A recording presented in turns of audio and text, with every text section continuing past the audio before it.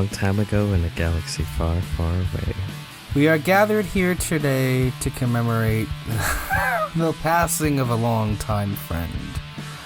Welcome everyone, Red Spotlight Entertainment. This is number 205. I'm Alexis, and I'm joined by Peter. And today we are going to give you our long-awaited meeting, our long-awaited podcast has come at last. This is our review of Star Wars Episode 9, The Rise of Skywalker. In a moment, I will hand it off to Peter, who will lead us off in the eulogy. But before then, I do have a public service announcement to make. It matters not to me whether or not you like or hate The Mandalorian. I could not give a rat's ass about that show whatsoever. And the show is not going to be mentioned in this podcast, mainly because it is irrelevant in our discussion of Star Wars. If you like that show, good for you. This isn't the show for you. The Mandalorian being good for whatever reason is not some kind of a okay for what we're about to talk about, okay? So, it's irrelevant, it's meaningless, it is insignificant. There's your obligatory Mandalorian mention. Now go watch it and get away. So, Peter, yes. We're here. We're gathered here today. We're doing this. We're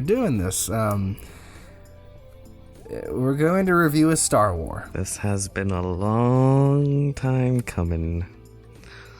A lot of discussions leading up to this. We've had a long journey, as it were, going all the way back to Star Wars Celebration in April, which feels like 10 years ago at this point.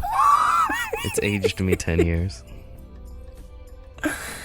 Oh, I just want to cling on to the excitement we all felt when we were live reacting to that trailer, and how I think this is a sad commentary on the film, but we're gonna go ahead and start off there. The excitement I felt in that trailer could not be touched while watching this movie, and of course we all know that trailer ended with a shell-shocking revelation. An infamous revelation that left a very memorable reaction from Peter when we were watching that trailer. And because of that kicked off the floodgates. Peter went off and friend requested Jedi Praxis and all these other people who make a living off infiltrating the firewall of Bad Robot, which apparently is pretty shit. Yeah, I think you can just walk in. You just walk in and take a copy of the goddamn script. So, as listeners know, that Peter and I have known the vast details and the major plot points of the film months in advance. We did so because we had worries about the film, and we kind of knew it. We felt it in the air, the writing on the wall. What did it for me was the Emperor reveal. Yeah, that's ultimately what was the straw that broke the camel's back, basically. But we've kind of been nervous about this movie kind of since its inception. We were nervous about, we kind of wrote it off when Colin Trevorrow was part of it, and then when he was fired, there was like a glimmer of hope that somebody good would come along. Then JJ came, and I went back and listened to the tape of that episode, which Kyle named "Be Careful Not to Choke on Your Own Aspirations." Which is, I think, a sad commentary on how this film ended up being. But J.J. Abrams coming back was, I think, the single worst thing you could have done with this movie, and I think, which we'll get into, right? But I think, as I hear my own voice, you could hear the disappointment in my voice, and all of our voices, really, and I was really just trying to talk myself into, like, thinking, you know what? It's not going to be a great movie, but it'll be good Star Wars because he did The Force Awakens, and it'll be full of fan service.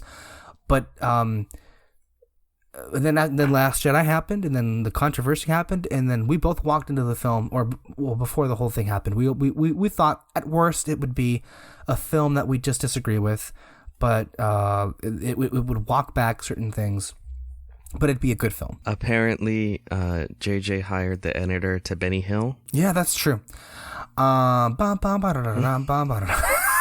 That's what he's talking about. And then Chris Terrio was brought on board, and that should have been a fucking red flag. That should have been a fucking red flag. You know what? If he has... JJ's not a good writer, not good at ending anything, but maybe if he had a good writing partner, this could really spruce it up.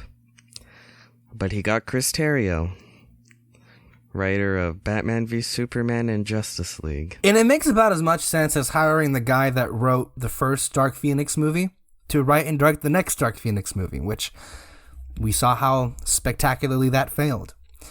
And we both laughed. We cackled, honestly, at the thought of people were saying that Emperor Palpatine would come back. Then we watched that trailer. And yeah. And so we got into the leaks. We had episodes. I think we had a whole episode, right, where we talked about the major plot points. And so if you listen to that, you really wouldn't be surprised about what we're going to say on this review of it. And there's also an After Dark that we released. And yeah, I'm at a loss at where to begin with this. I kind of just broke down the road to getting to this movie, but I wanted to make sure that people understood, in case they hadn't listened before. We knew what this movie was going to be, and there was no hope. Yeah. And we walked in without hope. That killing of the hope, strangely enough, made this a tolerable experience. Yeah. And so we didn't have that gut punch that a lot of people, and honestly, I would be devastated. I would be so fucking devastated. As devastated as you're hearing people's reviews right now, walking out of this, because of what this ended up being. So, I have my thoughts. Peter has your thoughts. I think we'll more than not be in complete agreement about what this is. There may be some disagreement about how low it is. Minor disagreements. But I think it's fair to say, as we're going to go ahead and start this review, I'll give it to Peter to, make up his mind about where he wants to start off exactly, but I want to make sure that people understand this. We didn't like this movie for a lot of reasons, and we're going to tear this to shreds in so many ways. And I will say the number one reason why I didn't like this film was honestly not the way it walked back just about everything from The Last Jedi, but because it was a badly made film. Badly made and badly written, in my opinion. Obviously. Yeah, I agree with you. Not that I condone the walking back of what happened of that great film, but I think, to me, the shocking thing about this is we didn't hate our experience when we first saw the movie. But one of the things that I've come to realize is I didn't feel hate, but the film actually didn't even meet my low expectations. It didn't. And what I mean, it didn't even do that. Thinking back on it, and we've both seen it twice, to be clear to people listening here, and we kind of waited to do this to let it stew, because I found myself literally a week after I've seen it still thinking about things that I didn't like about this movie. And I think if we're going to start off there about it's a badly made film, there's even the people who like this agree with that. And it's a badly made film in just about every single level. The problem with this movie throughout is J.J. Abrams. And to borrow a coin from Peter when he said, this is the worst case scenario. This is about the worst case scenario about what J.J. Abrams could have done. This is a sloppily made film, and it's honestly, it didn't meet my low expectations, because at the very least I expected a competently made movie, like Force Awakens was. I know you and I have issues in terms of how fast or not it is, but it is a competently made film. This, on a technical level, fails to meet that barrier, that bar. Yeah, it fails being a competent film. Like just the bare minimum. And I know we feel differently about The Force Awakens, but I've always said The Force Awakens is a well-made film. Yeah. This just isn't. It just is not. On many, I think the most fundamental levels of storytelling. Which is movie making. Just in general, I mean, the story is something, but as far as technical movie making and direction, this is I haven't seen all of J.J. Abrams' films, but this is easily, I think, the worst movie I've seen from J.J. Abrams. Easily his worst. Easily. And I'm not really a big fan of J.J. Abrams. I love The Force Awakens. I really like his Star Trek film, and I like Super 8, but that's kind of it. I hear his Mission Impossible film is pretty good. Yeah. When you either... God. Moving forward, he needs to get other people's scripts. I don't know why he thinks he's a writer, because he's not. And I know this sounds really harsh, but after seeing the film, especially The Force... I felt this during The Force Awakens, but I really felt this here. Mm-hmm. He's... at best, a TV writer. Yeah. And at best, a TV pilot writer. He likes characters. He likes, fun, quippy dialogue between them. He doesn't know what to do with them beyond that. So he creates this mystery boxes to just have something for them to do. But he doesn't care as to what that might be. I don't know.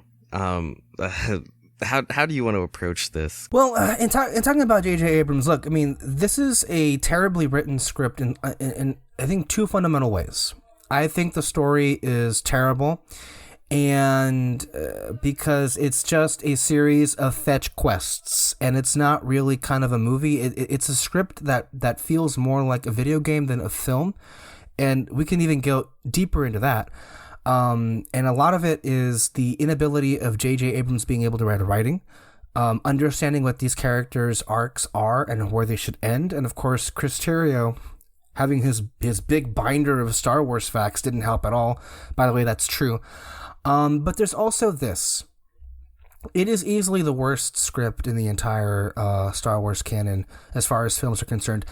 Dialogue notwithstanding. Mm-hmm. The dialogue is pretty shit here too, but the dialogue in the prequels is something special that can't be touched, I feel. But as far as the story is concerned, this is easily the worst screenplay of all of the Star Wars films. But as far as JJ is concerned, somebody needs to tell him to stop writing. This might even sound even harsher. Not everyone can be Rian Johnson. Hello, somebody. In so many ways, go see Knives Out. But you don't have to do that. I know that in the industry, you get like an extra like level of appreciation if you're like a writer director. But just think of two of the most successful directors in the industry, Steven Spielberg and Martin Scorsese. They've made so many wonderful films, different kinds of films that I think stand the test of time. But they're not screenwriters. They don't write their own movies. Yeah, it's sort of like that whole like with singers, like, oh, you need to be a singer-songwriter. No, you don't. Hire an awesome song. You're there to sing. If you're able to do both, that's cool. But like, if you can't, there's nothing wrong with hiring a good songwriter. Same with director. There's so many great directors who don't write. They just don't. And that's okay. You're not a lesser director because of that. In the history of Star Wars, the person that should have learned that lesson was George Lucas. Yeah. Yeah. Because look, the prequels as a story, I think, is pretty great, but in execution, they're terrible because George Perkins. George Lucas. I know, like Ann Perkins. Sorry, oh. George Lucas was the worst person to have. I find it so weird how people who openly admit in interviews that they're no good at something find themselves doing that one thing. Like J.J. Abrams said, like, he's no good at doing endings. That should have been a warning. George Lucas says he's not a good screenwriter, and yet he wrote all of the fucking prequel films. He relied on himself. Get somebody to, like, in the original movies, he relied on other people to carry out the heavy lifting, you know? Yeah, even if he's gonna direct it, like, just bring a writer in to just beef it up. He's a good director. He's just not a good screenwriter, and I think that's where the films ultimately were killed. It was in that people look. George Lucas is a visionary, and no one will ever take that away from him. But people have this esoteric discussion about George Lucas that everything in the original trilogy was him, and he did all of it. Those films were his vision, but they were carried out by many collaborations. Yeah, people do not understand that. If it and you would think they would, because they often celebrate these people. Like the artist, the one who would do all the concept art, Ralph McQuarrie, he basically created the look of Star Wars. George Lucas really didn't know what he wanted to look at it, so Marcia Lucas may have low-key saved the first film by cutting it. Her edit completely saved. Like, creatively, she may have as much to claim to Star Wars as much as George. The 20th Century Fox people were also involved in the development of the film. I know that at some point Han Solo was supposed to be a frog creature. It's this thing where, like, people really like to worship the auteur, the one man genius or whatever. And it's like, yeah, there are some great directors out there, There's no one like them. They write, they direct, and their films are so unique to them, and that's great. And I love those people.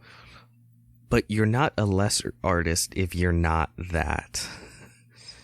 And I really wish people would recognize their weaknesses, and at the very least, don't just throw yourself into the deep end of the pool and hope you don't die. Get a floaty. In the sense of, like, a really good writer. Again, no hate towards Chris Terrio, but he just got off some shit that, didn't go over well. Get someone a little bit more secure in these kinds of films. I don't know. You have fucking the McFeely people from Marvel, just throw them over. Joe and Anthony Russo are great directors with those films, the Avenger movies, but like McFeely and Marcus wrote them. And I think what they proved in those films is that they can cram a lot of things in and crap out a coherent narrative. Yes. And had they been in charge of writing this, I think it would have been day and night. They have a proven track record of writing these kind of big blockbuster pictures with these big moments that work in a coherent narrative. Imagine that. What a novel idea. But instead you go to the people who wrote Justice League and Batman v Superman, and you think that's going to be okay? It's the exact same thinking that got Colin Trevorrow the job in the first place of being director of Episode 9. The guy who wrote Jurassic World, really? Because it was a big hit? Because it made a lot of money. We're not looking at creatively what it can do. We're just looking at financially. You just honestly, this is such a mess, this whole Lucasfilm thing. I'm just, thankful that Rian Johnson was able to even be in this at all in the first place. He saved, I think, to me, the core of what this trilogy means to me. Yeah. Or at least what this new iteration of Star Wars is. I would say the new iteration entirely of Star Wars. Like, yeah, exactly. It's so, like, I just want to rant a little bit right here. Because it's... No, I have a rant too, so okay. Please, go ahead. It's so crazy. The people that hate new Star Wars and all of this, you hear them, the fandom menace, down with Kathleen Kennedy. They didn't have an idea of what to do. How could they? Da-da-da-da-da. This, that. These same people, and you hear it from them themselves, they loved Rogue One. They loved The Mandalorian. They would admit it, but a lot of them liked Solo. A lot of them enjoyed Solo. They loved the new Star Wars game. Fallen Order. Fallen Order? Yeah. Fallen Order. A lot of them really... Rebels. Yeah, I was going to say a lot of them love Rebels. they've even enjoyed a lot of the comics. I've only really given a shit about The Last Jedi. And they're the angry ones? and they're the ones that feel slighted? Like, I feel lucky just to have The Last Jedi, and it's like, okay, I don't like anything else, but I got this, and I love it. And it's like, I'm able to just be okay with that. Yet these people get so much shit that they love, and they're still throwing a tantrum? Yeah, when they release a Star Wars film every year, you're not gonna like them all. Yeah, you might have not liked all the films of the new trilogy, but you loved one spin-off film and you liked the other one, and you loved 2 new shows, and you loved the new video game. I've actually seen a lot of people come around to Battlefront 2, the other video game. So it's like, I feel like I'm the one that should be mad, but I'm not. But it pisses me off that they still act like children. I mean, if we're going to talk about Phantom Menace, just real quickly, Phantom Menace, I want to be clear about that. The Rise of Skywalker is the exact film they wanted The Last Jedi to be. And had this been Episode 8, I'm just saying that the hypocrisy of these people to come around and say that they hate that movie, I think discredits them entirely. Because first and foremost, even if they liked it, they wouldn't admit it. Because they'd lose money, they'd lose business if they actually say a good thing about Lucasfilm or Kathleen Kennedy. That is a fact. Second of all, for them to say that The Rise of Skywalker was not for them, when this is exactly what they called for. They called for as many things about The Last Jedi to have been retracted as possible, and then for them to about face and say, no, that's not what I wanted either. It shows 2 things. The Phantom Menace is a terrorist organization that should not be listened to. Second of all, Star Wars fans in general should not be listened to because they will never be satisfied no matter what. I always go a step further. No fans should be listened to. You should never construct a story thinking like, okay, what is it? What does Rian Johnson say? What's his quote? I love this quote. The one that you shared with us. I can't remember what it was. I need to look that up. That was great. But go ahead. I know it was something. Are you talking about the one he told Mark Hamill, where he's like, we have to do, not what anyone else wants, but what we want. It was something like that. But no, fans. God, this sounds like kind of elitist, but I don't know. Fans aren't the storytellers. I feel like the majority of fans only know what they want, and I think as a storyteller you want to do what's right for the story that you're telling, and you want to try and give an audience not exactly what they want, but what they don't know that they want. You want to excite them, you want to thrill them, you want to surprise them, and it's basically impossible to do that by literally just giving them exactly what they want. And, sometimes the story will line up with what they want, and that's okay. But your goal is to tell a good story. You have to do what's right for the story, not what fans want.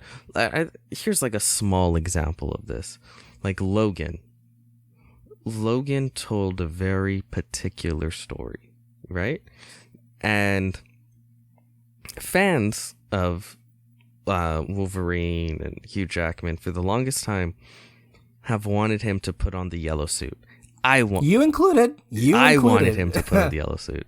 I said, I don't give a fuck what's going on in Logan. You put him in that yellow suit.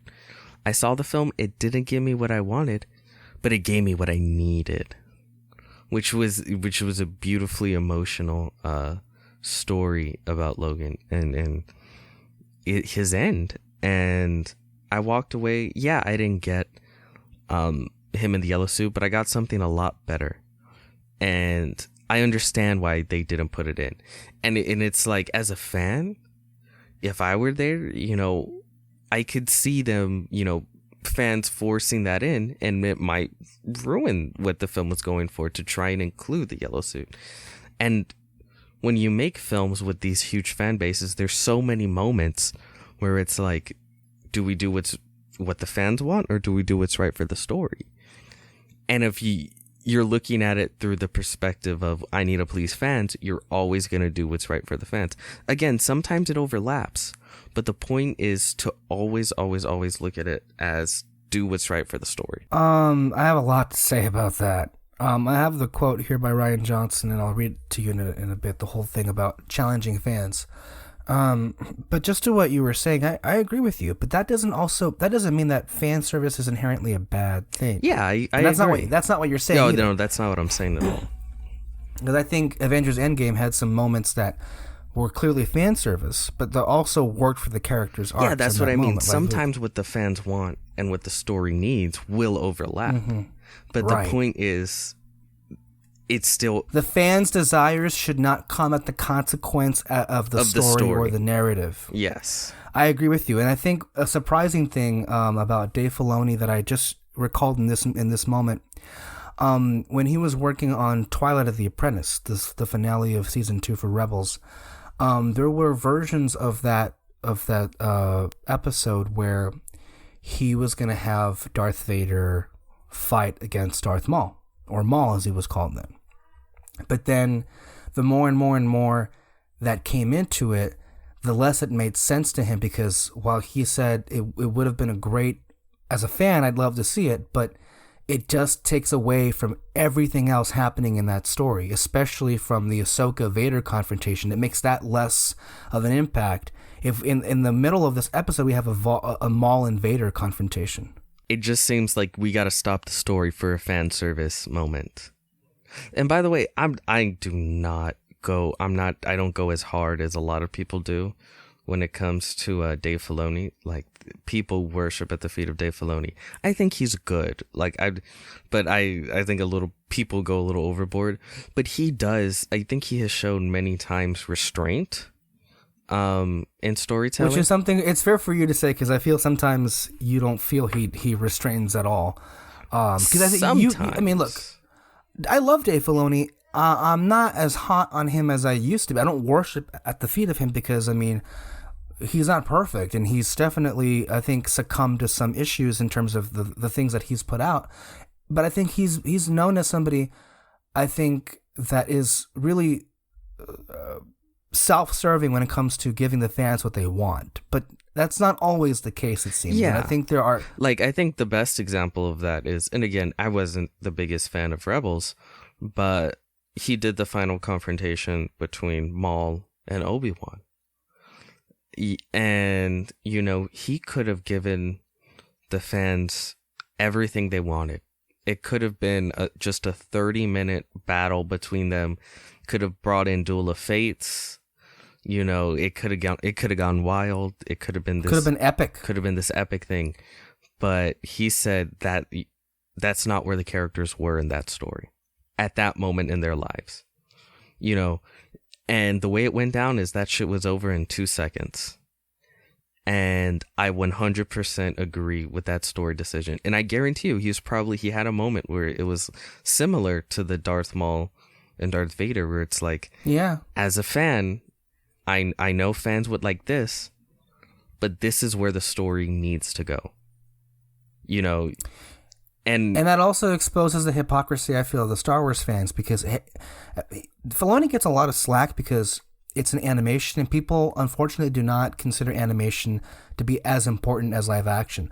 But if a handful of the things that he's done in animation had been in a Star Wars movie, I feel it would have come across in a very, like that lightsaber battle, if there had been a film about that, and if that was the big climax, people would have walked away very disappointed. Yeah, I think so. But I think he's always able to be in the good graces because every other sentence that he writes is referencing another part of the Star Wars universe.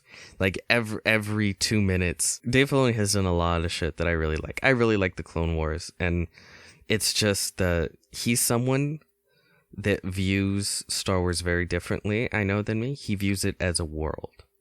He views it as like a science fiction world where he's very interested in connecting everything. So it feels like a living, breathing world. And I've never liked that. But I know fans love it, so I get why, you know. We should probably start talking about this movie at some point.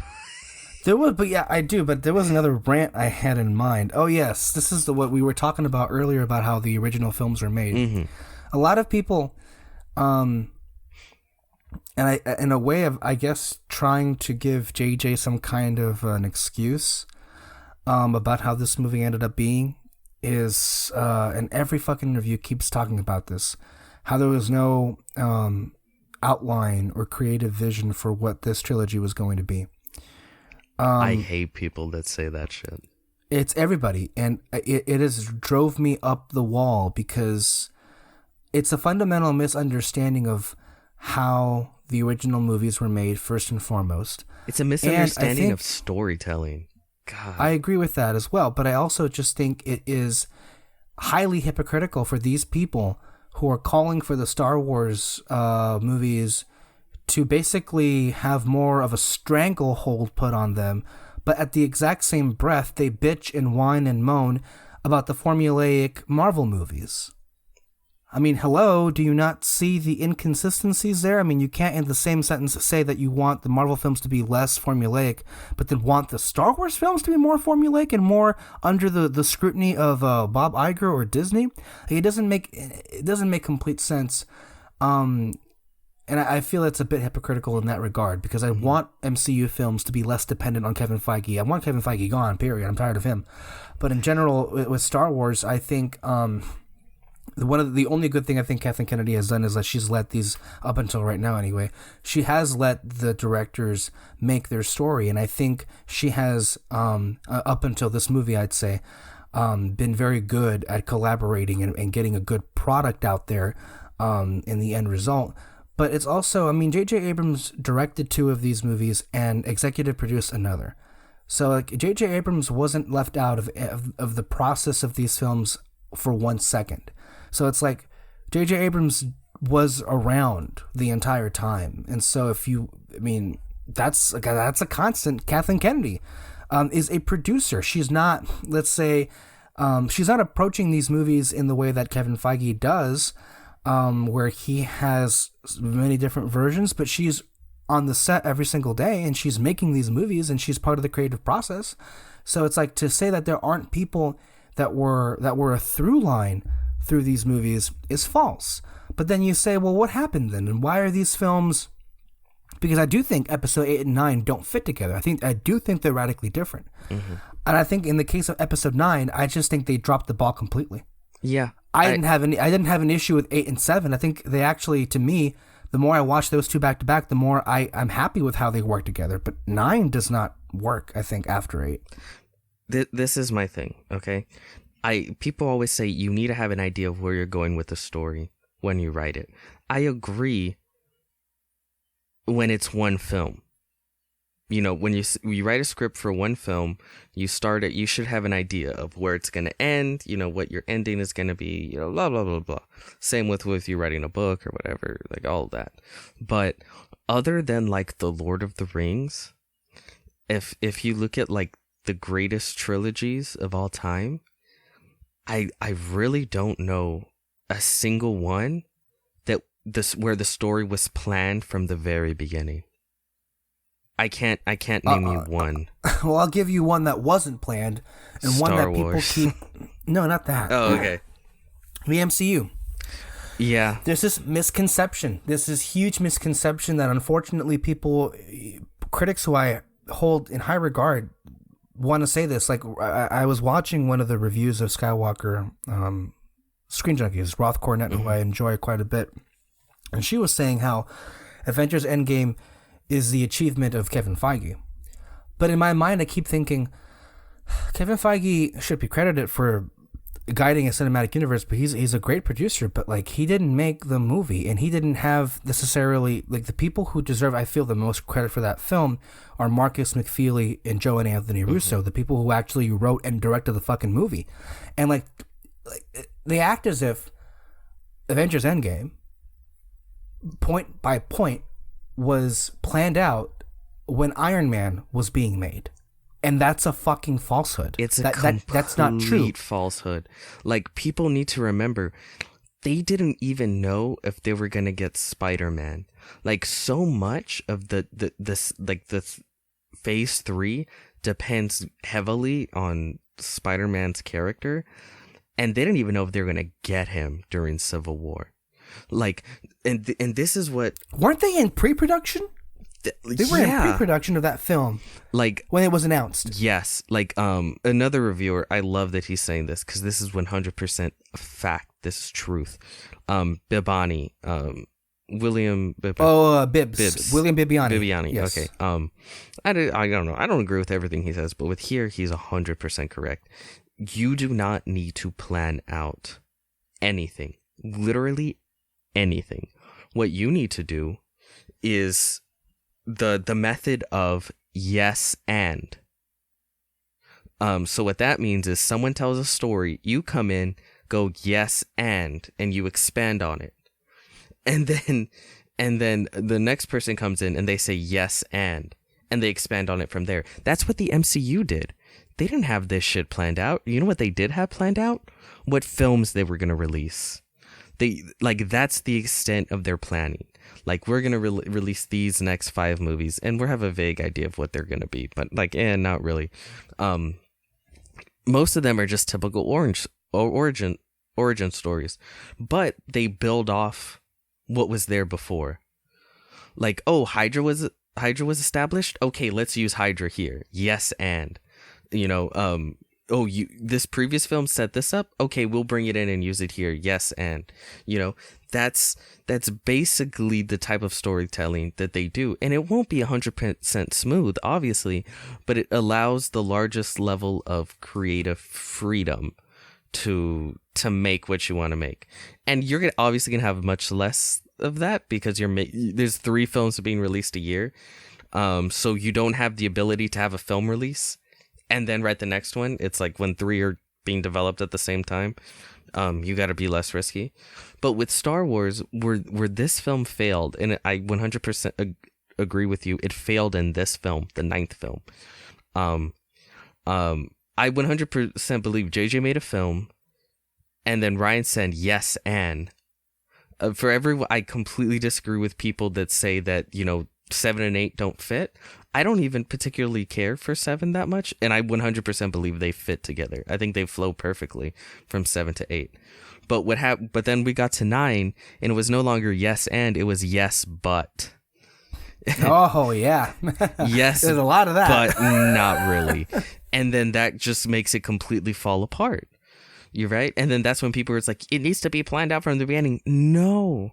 You just have to respect what came before. Yes, and I feel the examples against that is in their beloved MCU. I love the MCU too. I love a lot of the films in the MCU. But to look, the entire trajectory of that universe was changed in 2014 with Winter Soldier and Guardians. That changed everything.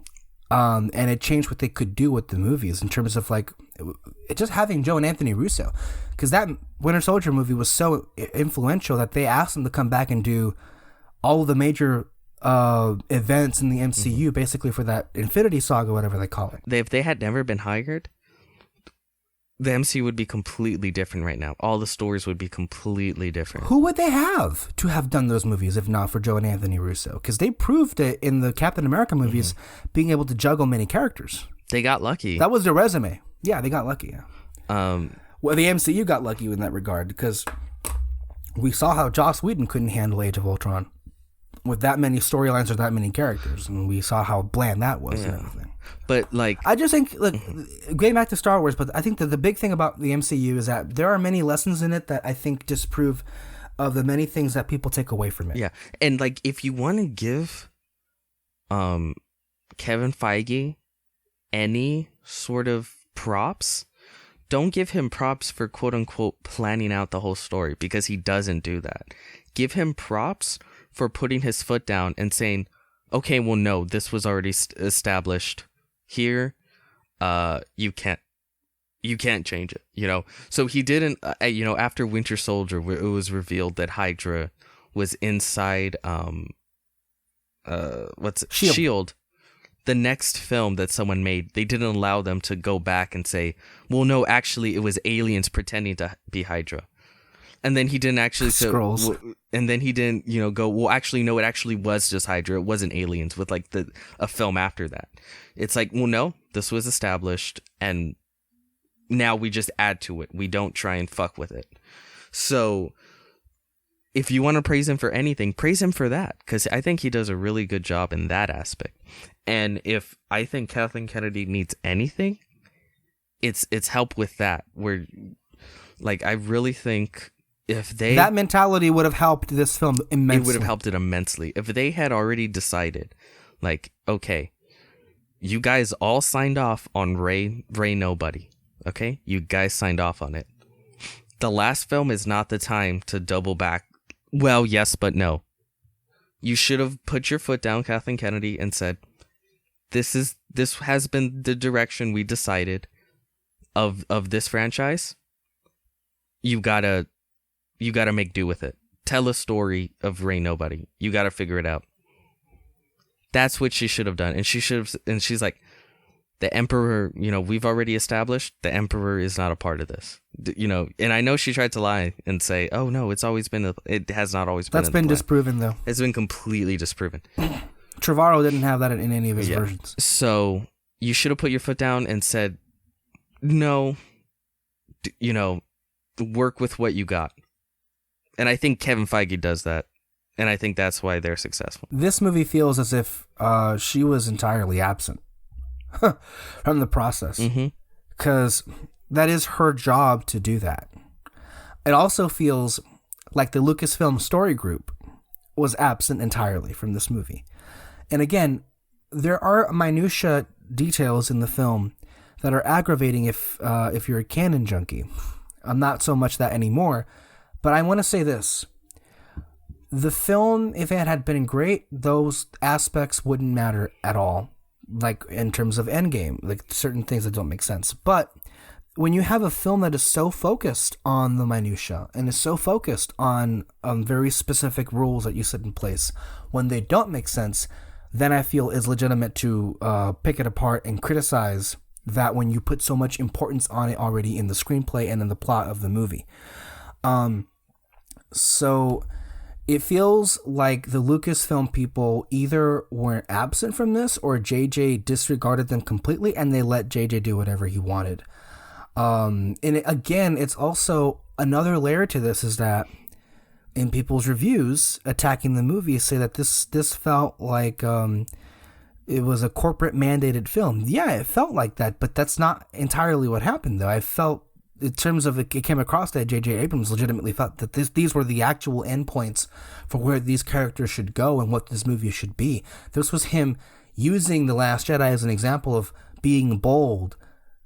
Yeah. And what a fucking fail that was. Yeah, like a lot of people, I don't know if this is more fair or less fair to JJ, but a lot of people are like, oh yeah, I think it's more fair to him. Okay. I feel that this is the movie he wanted to make. Yeah. It just so happened that he just doesn't understand Star Wars. Well, he doesn't understand Star Wars the way I see it, at least, and you as well. Well, that's true. That's true. I should be fair that David says this all the time that everyone has their own version of Star Wars. Yeah. I just despise JJ's version. Oh God. I think a lot of people felt, this was Disney hardcore backtracking. I think they feel like they came out of the film and they're like, damn, Disney execs, stormed, the filming set and made them do rewrites and ensured that this was this and this was that. I honestly don't think that at all. I think JJ... How come they never mention the Disney executives when they're reviewing a Marvel movie? Because those movies, like if anything, feel more... Okay, great. Yeah, it always comes down to that.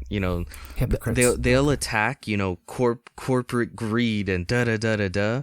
When it comes to shit they don't like, but they're super silent when it's shit they do like. They're very hypocritical when it comes to that kind of shit.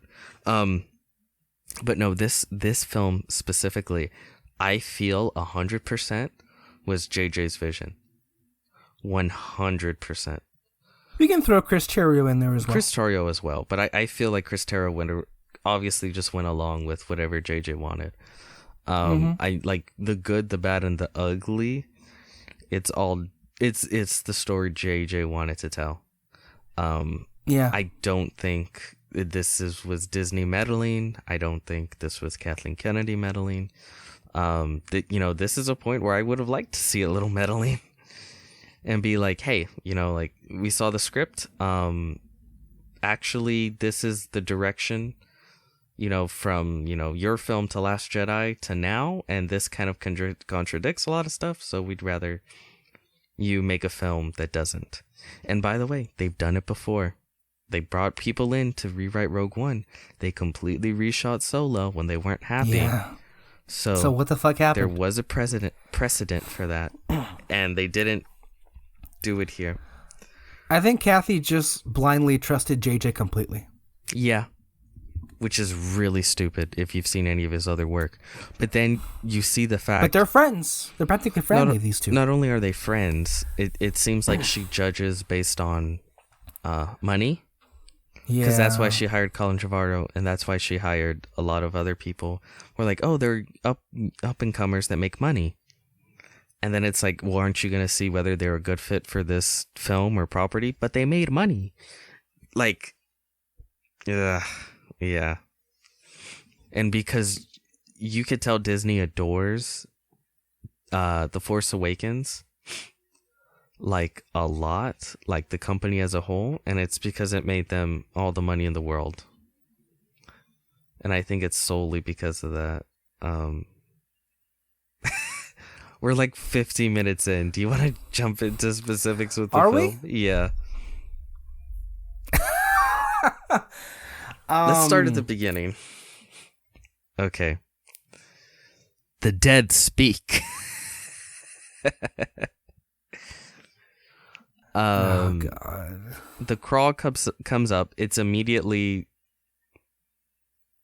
Palpatine's back, and then the movie moves at 1,000,000 hours. Can we just stop there? Yeah. Let's just already stop there at the crawl. I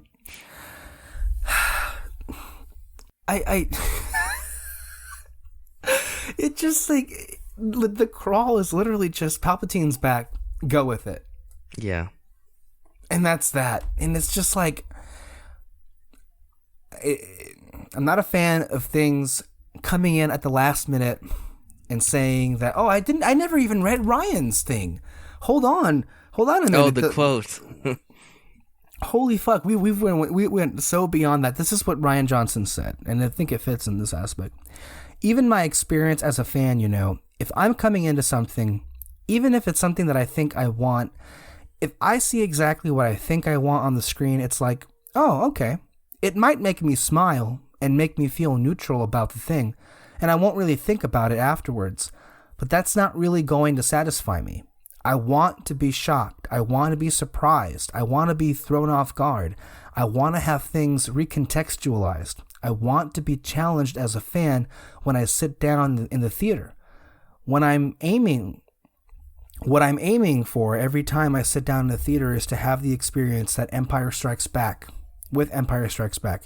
Something that's emotionally resonant and feels like it connects up and makes sense and really gets to the heart of what this thing is, and in a way that I never could have seen coming. We've already kind of addressed that, but he mentioned something else. There were some other comments that he said about things that come in. He might have been talking about Knives Out in the audio commentary, I think, that was released, when he said that when things come out of nowhere because of convenience, people just have this bullshit like reader, and it goes off. Yeah. Like, it's just so full of shit and lazy. And this is an example of that. Everything with Emperor Palpatine in this movie is, I think, horrendous. But if we're going to go off in this aspect and how we begin the movie, it is just so unsatisfying in so many ways. Even if, like, think of the many ways it could have at least built up to his, like, surprise return, and then they just put it in the crawl. He's back because they didn't have any time to develop it. Because if you were going to do this, you should have done it in the previous film. But I'm one of those people who there are two issues with this film. Two, for me anyway. There are parts of this film where properly developed could have been good, and there are parts of this film where no matter how properly developed they were, I would not have liked it. Like, the best version of the story you could have told, I don't like it. I still would just not have liked it. I fundamentally disagree with the choices story-wise. And Emperor Palpatine is one of them. Where, like, no matter how well that was developed, I would not have liked it. I just wouldn't have. I think it's so creatively bankrupt to bring him back. And it fundamentally misunderstands the point of his character, especially in the original trilogy. It breaks a lot of things. I feel him being in this movie being, I think, most among them, the things that he breaks.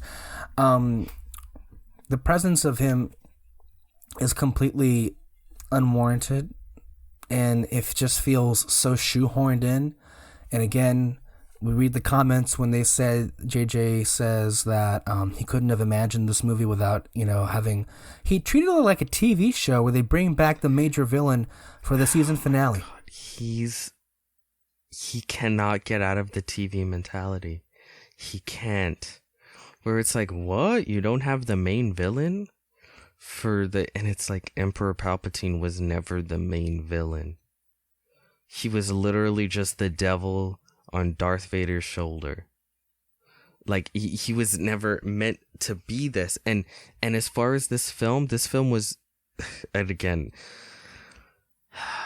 it's funny saying this because I don't think he truly understood what this new trilogy was about himself. So he's just like, Emperor Palpatine has to be back. But the point of this film was basically like the sins of the past, basically, and how they've shaped this next generation. The trilogy, you mean? Yeah, this trilogy. The point of the trilogy. And you get that through Kylo Ren and the First Order. They are that representative of, the bad shit that happened in the past shaping the bad shit that's now happening currently. You don't literally have to bring back that individual. I'll put it this way. Pulling from real life, because that's what Star Wars always did. I viewed Kylo Ren in the First Order very much like the new neo-Nazis of today. Exactly. And the way the right is rising again. And not only this country, but in a lot of countries. And just sort of a bit of helplessness of like, we won, and all these years later it's rising again. What does it mean to... And I think Ryan really dug into that in episode 8. Mm-hmm. But bringing the Emperor back literally cheapens it, and it's no longer about this very real thing. To me, it's just like if zombie Hitler reemerged in Argentina, and he's like, haha, I have been orchestrating the rise of neo-Nazism around the world. And it's like, oh, okay. So you never understood what this was about. Oh, it's so cheap, and it's so uninteresting. Honest to God, that's the biggest issue, that it's so uninteresting. There's no meat to that bone. Yeah. We're gonna stick with Palpatine because let's try and be a little bit organized, because I feel that's why I started at the beginning of the film. Yeah, because then if we get into Palpatine, we get into so many things. So I'll let you guide this. So okay. Then the film begins, and it continues to go. What I think the best way to say is frenetic. Yes. An uninspired, frenetic pace that is unrelenting and unforgiving. Yeah. And that's not a good thing. It's not good. Nothing is given time to develop. Like, still sticking with this scene in which Kylo Ren meets Emperor Palpatine. What the fuck was that? Like, can I just say, what the fuck was that? Like, think about this. He just learned that his whole fall to the dark side was literally orchestrated by this guy. That everything he's seen and heard his entire life has been a lie, orchestrated by him to make him fall. Does he have a... You'd think that'd have an impact. You think he'd have a reaction to it? You think there'd be a moment where it just sort of like, he maybe collapses, it floods through him, he realizes, you know, right now maybe he'd be with his mother and his father. You know, if it weren't for this guy, you know, maybe it changes his outlook on how he views himself, that he isn't actually meant to be this dark individual. It's not his destiny, but a lie that he was tricked into. You know, just anything. Snoke was a lie? Snoke was a lie? Yeah. Let's approach this from his, like, maybe from the dark side. Like, his whole victory of usurping Snoke and being the supreme leader apparently was all for naught. This is a big thing, right? Like, you would think it would have some level of impact on this character. I made Snoke. Okay, great. Yeah. You see fucking Snoke's in the tank. Yay, now we have a reason for who Snoke is. Yeah. You know, if you just didn't bring back the Emperor, you wouldn't have had to fucking do any of this. Oh my god. I mean, this already... We're 2 minutes into the film. Holy fuck. And 59 minutes into this podcast. Already, it just moves at a mile an hour. It just moves.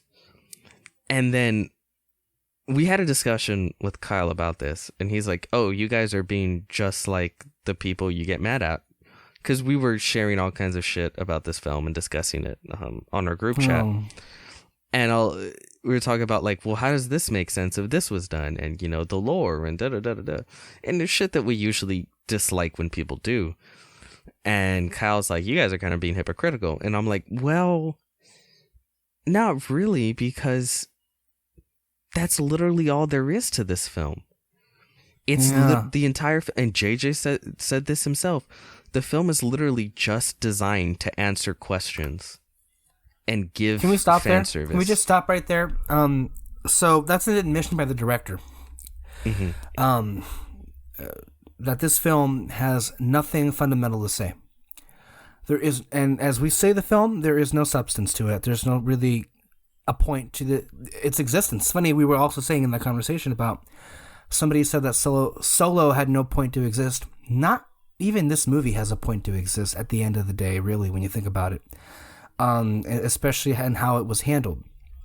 And then it fails on that merit, but then when JJ says that this film was designed to answer all the questions, it can't even do that. It can't even do that well. It can't even do that because in your attempt to answer whatever questions that need not have been answered, you open Pandora's box, you fucking mystery box person. You literally open the Pandorica and all of these questions just come out, and the whole thing completely collapses because of what it's trying to do. Mm-hmm. Yeah, go ahead. Because then all I'm sitting there going is like he immediately, it's like, I will give you a new empire. And then, you know, he raises 50... Already more questions. So many more questions. 50 million ships. The final order. We're supposed to believe that the Emperor's... he says that, I've died before. The dark side of the Force is a pathway to many abilities some consider to be unnatural. And they thought that was all the explanation needed. There's this fucking Sith fleet with Death Star cannons that can blow up planets, and they've just been sitting here the entire time when they could have just gone and taken the galaxy back just like that. And I never understood the Sith troopers. Were they with Palpatine? Or I don't know. with Kylo? I don't know. I mean, we never... Who are the people? Who built these ships? Who built these ships? Also, when you think about just the logistics, why were they were they constructed underneath the surface of Exegol? How they blasted out of the ice? I assume. That means there are factories down there? Yeah, but you'd have to have millions of workers, right? Like, Well, we never even see who's manning these Star Destroyers. no. But then, like, when you see them, they're just like regular people, but they're young people, and they look like they're Kylo's people. But then, who built these? Were they just built 30 years ago? In which case, why didn't you just use them then? Like, this is the thing. Like, this is the kind of shit where I hate people doing this, but this is all the film offers. This is it. This is literally all the film offers. And that's not even asking how is Palpatine even there? Isn't he supposed to be dead? Because in the movie, he died. They stick with him dying, but he's all the Sith. And all the... Okay. We can get into more towards the end, because there's several shit they bring up that it's like that. But the next scene... Oh, my favorite moment in the film is when he's like, be careful, the girl is more than she seems. She's like, tell me about her. And then it zooms in on him smiling, because as we find out later in the film, Palpatine fucks. God, we'll get into it when we get there, but okay. The next scene is Poe, Finn, Chewie, and Claude, who I was happy to see, and I wish we would have gotten way more of him, because I know, right? He seemed interesting. He's exactly the kind of silly shit that I love in Star Wars. He's just a big old slug. Hey, that's a positive thing to say about the movie. Yeah. You have Claude. They receive information from a mole in the First Order, and they do have a sequence that I actually enjoyed, which was the light speed skipping. Mm-hmm. I thought that was fun. Yeah. Where it's like, boom, and then they're in some weird random part of the galaxy, and they take off, and they're in another weird... That part was fun. One of the few positives out there. You know, if that was like the first and one of the few action scenes, then it's like awesome. But then there's 50 million more. Oh, and I will say, we gotta go all the way back to the beginning. Apparently, the planet that Kylo is on at the beginning to get the Wayfinder is Mustafar. It's fucking Mustafar. You think... I don't know, they'd want to make that clearer, but that didn't even look like Mustafar. It didn't. And the second time I saw it, when they show him arrive on the planet, I'm like, oh, okay, yeah. From space, it looks like Mustafar, but then when he's on the ground, it does not look like Mustafar. And apparently... I already have even more issues with it. Apparently the people in that scene he's fighting are like Sith cultists as well that worship Darth Vader or something like that. Are you really? I think that's what it said in the visual dictionary, yeah. Because obviously that was Vader's Wayfinder. Which, two things automatically. These Wayfinders that apparently Palpatine and Vader had, for inexplicably no reason. Again, these MacGuffins, I can't remember what they do. I don't recall what their purpose even was, except just to find each other, I guess. They're a map to Exegol, which is... Why would they need a map to Exegol? Because I guess it's hard to get there. It's the birthplace of the Sith. It is telling that both JJ's Star Wars films are about finding a map. Yeah, that is. But they look like holocrons. They very much look like Sith holocrons. Why couldn't they just say they were holocrons? They should have just been a Sith holocron. Also, if this movie is solely focused on fan service moments, you'd think we should, I don't know, see Darth Vader's castle? Yeah. Which apparently they were close to. Hello? Well, like we saw in the leaks, apparently there was much more to that beginning that was just complete. Well, there was much more to everything. Yeah. Let's be real about that. A lot of stuff was cut to the bone. It was cut so much to just barely be able to have a plot. The film at one point was going to begin with Emperor Palpatine, and then at one point it would begin with Luke and Leia. Yeah, the flashback that's added later on. So the this point in the film, we cut to Rey, and she's training because that's what the fans wanted. They wanted to see her train, so we have a whole sequence of her training. And it's just an action sequence. That's one of my biggest issues too. Like, the training sequence, just an action sequence. Whereas you see in the original, and as where you see in The Last Jedi, there's usually more to it. It's not just about being a good fighter.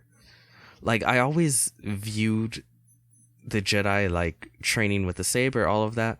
It was just about learning either patience or determination or, you know, like general stuff like that. Not literally just learning to be badass with a saber. And with this, she's just sort of runs a course. Like, to me, it seems like something that wouldn't be that bad in, like, the Clone Wars, like watching the young Jedi run a Jedi course. But, like, you have such little time in these films, and you have shown that with the story that you made. If she is going to train, every bit of training has to be significant and meaningful. Empire knew that, Last Jedi knew that, this film didn't know that. Well, I mean, that's there for, I guess, show she's been training, but it's also there to give Carrie Fisher a scene. That's true. But again, you still could have actually made it significant rather than it just being Ninja Warriors, the show, Star Wars version. They also, like, haphazardly introduced this component that Leia has been teaching her. To talk to the dead Jedi. That one, right? No. I mean, I think because she calls her master, like, she's saying that Leia's. But it starts with her floating, trying to reach out. Be to with me. Yeah. Which again is also, why would you be doing that for? Yeah. What was the point? They never, like. And I understand it's difficult because of Carrie Fisher being dead. It was your decision to include her. I know a lot of people they thought it would have been disrespectful to start off the film with her dead. I think that's the only way you could have done the film. Now looking at it, the scenes aren't bad. They include with her. They actually did a fairly good job working around her. But okay. I'm gonna go on a small little rant here again. Are you getting tired? No. Well, I mean, yes, because we're talking about this movie. Yeah. It's exhausting. I'll be honest with you, just thinking about this movie. But continue. Let me go on a small little rant. Oh boy. Whoever out there. Oh God. Is gonna do either a new Star Wars movie in the future, TV show, comic, I don't care what, whatever you are doing, for the love of God, for the love that all is holy, if you create a new planet, do not make it a desert planet, a jungle planet, or a snow planet. I'm so done. I am so done with these 3 fucking locations in Star Wars. Done. Holy shit.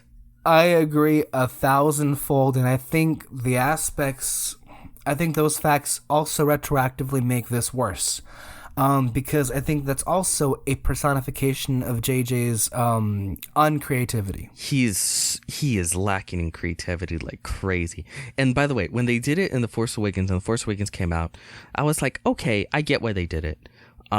This film is literally a celebration of the original Star Wars. So we understood why it was a greatest hits of Star Wars. We understood why it included similar locations. We understood why it had a fucking Death Star. Yeah. All of those things happen in this movie, and there's no fucking excuse. And there's no excuse. Of course. Because that's why The Force Awakens exists. Of course, the rebels are hiding out. Oh, I'm sorry, the resistance are hiding out on a jungle base. Of course, they then go to a desert planet and then a snow planet. Like, stop. Just stop. Fucking stop it. I'm done with it. It's just hilarious because the way you just said it, you'd think that, I don't know, General Hux would notice, hey, these bases have all been on jungle planets. Maybe we should just go look at just jungle fucking planets. blow up all the jungle planets, because that's where they all hide. And it's like, what makes it worse is they don't do enough to make them, okay, it's a desert planet, but make it feel like a different desert planet. If you didn't tell me Jakku and this new other desert planet they went to, Pasana, if they did not tell me, I would think they were all Tatooine. Because they look like Tatooine. Just different areas of the planet. They look like that planet. That, like, oh my god. And again, that's why I enjoy what JJ did. Credit to not Ryan. I enjoy what Ryan did. Credit to JJ because he did, technically pick Skellig Island and, for Octu and all that. But with like The Last Jedi, Octu felt like a very unique island. Well, we got two big other ones, Canto Bight and Crate. Yeah. Canto Bight I thought was really unique. Casino planet, really fun. And while Crate, it's like it teeters on the like snow planet, but then with its like red crystal caverns and like the way red it's dust, a salt planet, and it makes you roll your eyes a little bit like, oh, salt, like even though it looks like snow, but they do utilize the red crystals caves and the red that's literally just right underneath the surface during the battle where red puffs of smoke, where it makes it feel unique, but with this film, I guess Exegol was like the only one that felt unique. Everything else is the same shit we've seen. And oh god, no more desert planets, no more jungle planets, no more snow planets. You guys need to stop. Okay, so Bulio, I guess, gave him the info that they already knew, which was that Emperor Palpatine is back.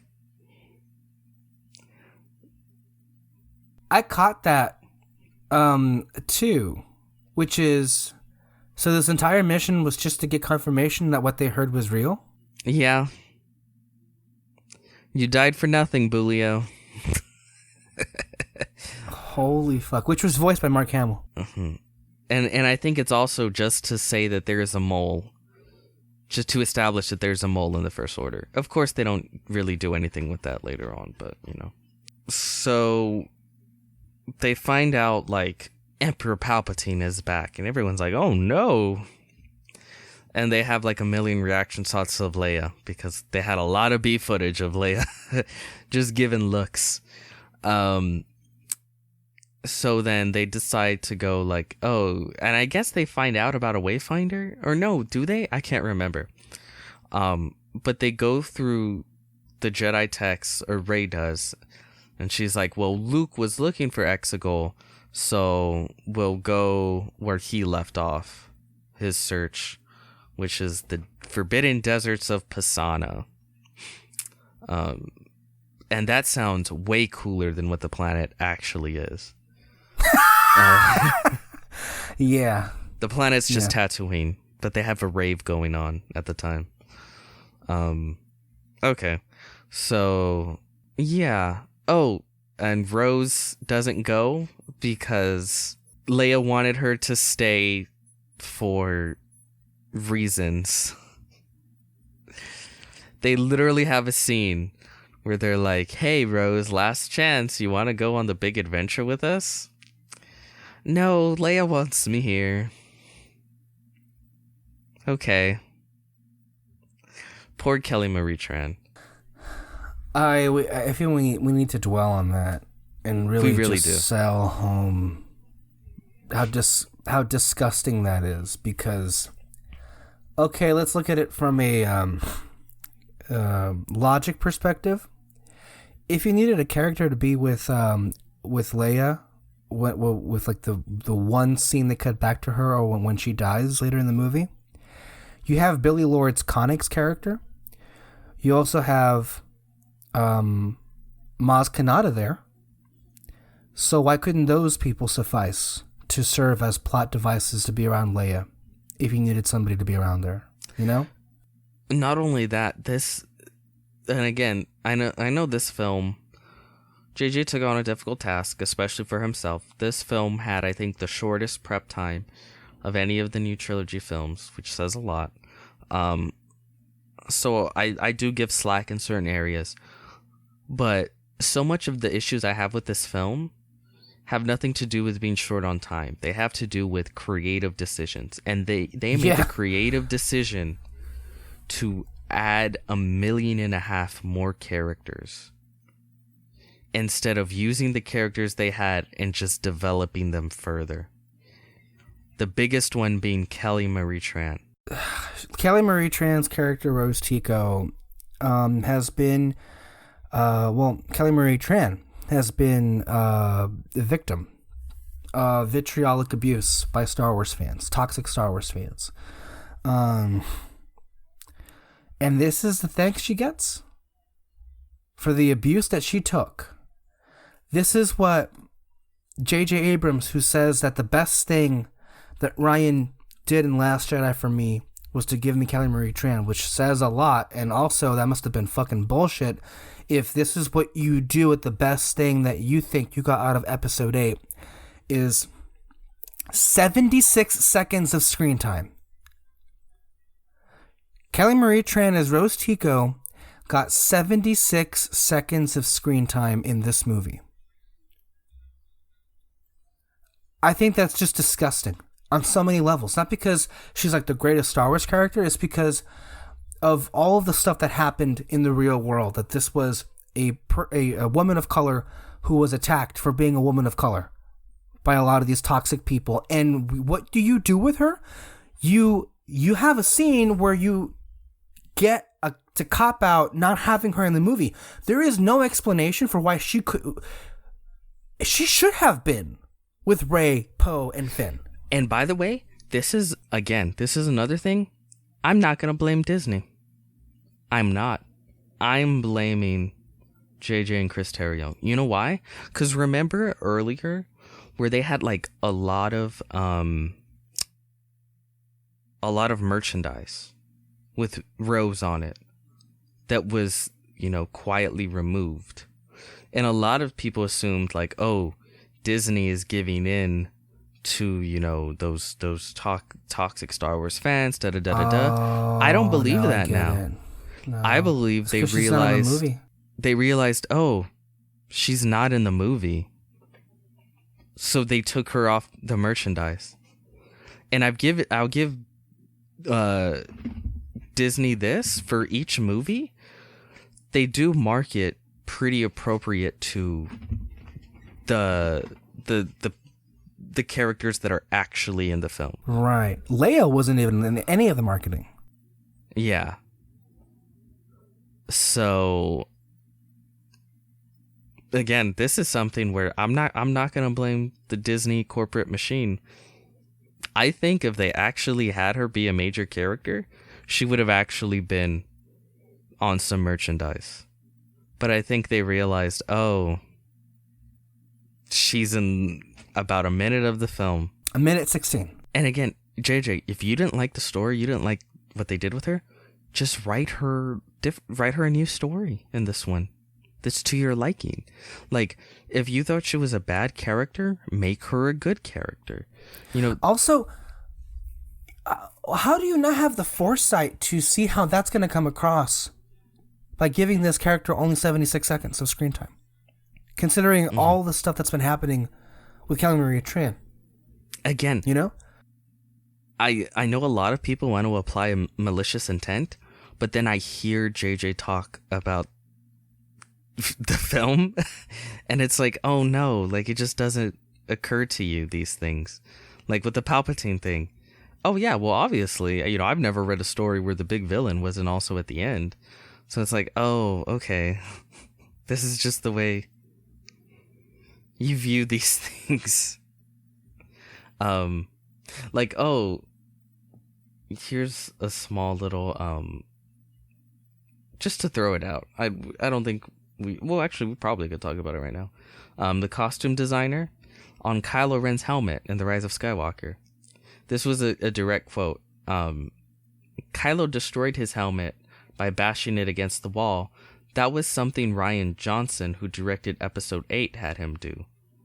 JJ comes back and says, "No, I want the helmet. I think he should have his helmet." So they brought back the helmet. I feel that's kind of indicative of how this movie went. Yeah. Just to not harp too much on it, but in terms of, Rose Tico, it just looks like Lucasfilm acquiesced to the alt-right. That's how it looks. Mm-hmm. And if you're going to take the politics out of it, this character got the Jar Jar Binks treatment, where in the subsequent film, his role was reduced dramatically. Mm-hmm. And I think even Jar Jar had more lines in Attack of the Clones than maybe Rose did in Rise of Skywalker. I think we're jumping ahead of ourselves here. And I know I'm probably very much alone, except for, the certain group of people on Twitter. It was very... I don't think you are. Well, no, what I'm about to say. It was a very fan servicing moment that I felt nothing for when Lando came in at the end on the Falcon with everyone. I would have actually liked it a million times more if it was Rose that came in with the Falcon. Like, I'm serious. Yeah. She represented the Resistance and what it meant. Yeah. So the fact that it would have been her would have actually meant something other than just, it's Lando. You guys like Lando, remember? Yeah. There's so much to say about that, but let's just keep moving along with this. Yeah, let's keep moving like the film does. Kylo Ren, he comes back and he's like, there's a mole in the Resistance. Useless scene. And then it's like, me and my knights are going hunting. And I'm like, oh, yay, Knights of Ren. I wonder what they'll do. The answer is nothing. What do they mean? The answer is nothing. They're just in the background. And again, I'm fine with them dying like bitches because that's the tradition in Star Wars. But have them be just one action scene. Not just get killed like butter at the end. But, have them be the ones that chase the crew on Pisana. Instead of another stormtrooper. Instead of another stormtrooper battle. Oh my god, man. Like, I didn't even think of that, but it's just like another fucking moment where it's like, how does no one think of that? You're right. It should have been, because they do nothing. They literally just nothing. Stand there. They just stand there. And it's like, instead of having them fight another nameless stormtrooper, have the Knights of Ren be on their own badass looking little speeder bikes chasing them, and then maybe they kill a couple of them or whatever, but at least they're in the film, they're doing something. Oh my god, it's just so wasted. It's like that exact same moment that people say about The Force Awakens when Finn is like battling that stormtrooper at Maz Kanata's castle. People retroactively say that should have been Phasma. Yeah. Like, just kick his ass, like, have her kick his ass or whatever, and then have to run away. I'll tell you what I felt when I have another thing where it's like, it should have been this way for that particular scene is, you walk into this bar, and it's literally the cantina scene from A New Hope. And it's like, well, okay, they're redoing it, but it's fun, it's nice. And then they attack, and I'm like, oh shit, they're taking it a little bit further. Now we're gonna see all these fun, weird creatures, take on the First Order, Oh, you thought that? Yeah, I thought that was like, oh, that's such a fun idea for an action scene. And then the next scene, they just disappear, and it's just the Resistance versus Stormtroopers again. And I was like, oh, it's because they never did it in A New Hope, so we can't do it here. Okay. So they go to Pisana, and Rey, they do the whole thing where she meets a little girl and she's like, what's your family name? She's like, I'm no one. And it's played all sad. She has a force connection with Kylo and his cute new helmet.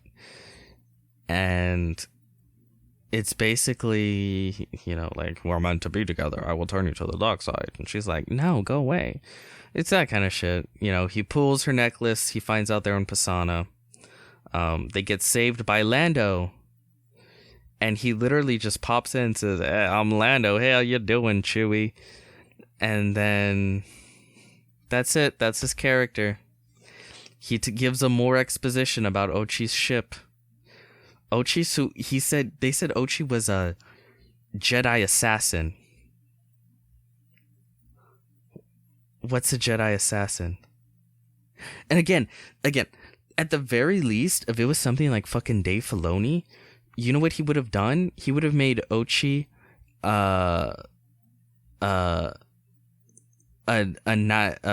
are they called? Like the sisters, like, how it's like the fifth brother, second sister. Oh, an Inquisitor. Yeah, he would have made that individual an Inquisitor. Which again, it would have been like, oh, okay, connects, cool, whatever. Other than it's just like, it's Ulchi. You don't remember Ulchi? So they have a chase scene to the ship, very standard. And throughout all this, C-3PO is fucking killing it. Okay. Yes, he's very good. The dialogue for C-3PO is so funny. He's great, and all of this. They crash land. They fall through the sand. She heals a giant worm. And I think it's basically just there to establish that healing is a force power now. Which, okay. Can we? Yeah. I have a bigger issue with it than you do, I think. Yeah, I think so.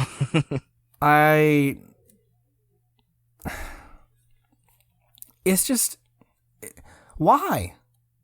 Why do we need that in Star Wars? Doesn't that retroactively make things, I don't know. I mean, are you saying that the Jedi this entire time had the ability to heal wounds? Mortally, fatally wounded? Like, I mean, to be fair, the Mandalorian did it first. I don't know what you're talking about. I never heard of it. That doesn't mean anything. If they did it first or last. Who gives a shit about the Mandalorian? My point is, it was always going to come into Star Wars canon, it feels like. To me, I feel that lessens the stakes of death in Star Wars if you introduce this aspect of being able to heal wounds like that. I don't know. Maybe it's just a me thing here, but I agree. I mean, healing is one thing, but being able to stop them from dying isn't the whole. That's the whole thing that was so unattainable for Anakin. Which is why he basic healing, like scratches and boo-boos and stuff like that. I think okay. Yeah, but this is something else though. Like they messed with like life transfer because that's what happened in the end. Somebody gave up their life. She's straight up dead, and then he brings her back from the dead, and it's like, why the fuck did an Anakin just think of that? If this was in the ancient Jedi texts, I mean, is that an implication that these texts and these methods were lost to the Jedi Council? I don't know. I don't know. It just brings up these questions, Peter. I'm just like, wait, well, yeah. if this happens and that means this, and then does any of this matter? Like, I feel like that this is a component to me that this is an element of the Force that I feel lessens the stakes because of how it's ultimately handled. I mean, healing, as you say, like little like cuts or whatever, that's fine. But like to bring somebody back from the dead, I feel that's messing with things. Yeah, it's a bit much. It's a bit much. It feels more like Marvel than Star Wars to me. That whole aspect of it. Yeah. It goes. I will admit, bringing people back from the dead, even if you have to give your life to do it, it takes it a step a little too far for me personally. And again, if the story was really good and I was into it, I'd let it slide. I'd care less. I'd care a lot less about it. But this is kind of what we're left with. There is no story. So yeah, that happens. They go to Ochi's ship, and they're gonna try and escape on it. They meet Dio. Well, actually, not yet. But then Kylo comes, Kylo Ren, and someone mentioned it, and I thought about it too. Yeah, what was he trying to do or accomplish? Was he just trying to run her over? I think he was trying to, I guess push her, make her explode. I guess. He says that he wants to push her, to let out her true power, which is what happens when Force lightning comes out of her and she thinks she's killed Chewbacca. Mm-hmm. Which I saw one review say, like, I knew this film was lost when they went back on that moment and they didn't actually kill Chewbacca. And it's like, no, this movie was lost in the beginning, to me anyway. This whole Chewbacca, let me tell you this. Yes, it would have meant something if that death stuck, but I'm actually glad it didn't because this movie doesn't really matter anyway, so I'd rather him not die if it means nothing. Like, this story means nothing, so why have useless character deaths if it means nothing, That's where I approach it. If you're going to have a big character death, let it mean something.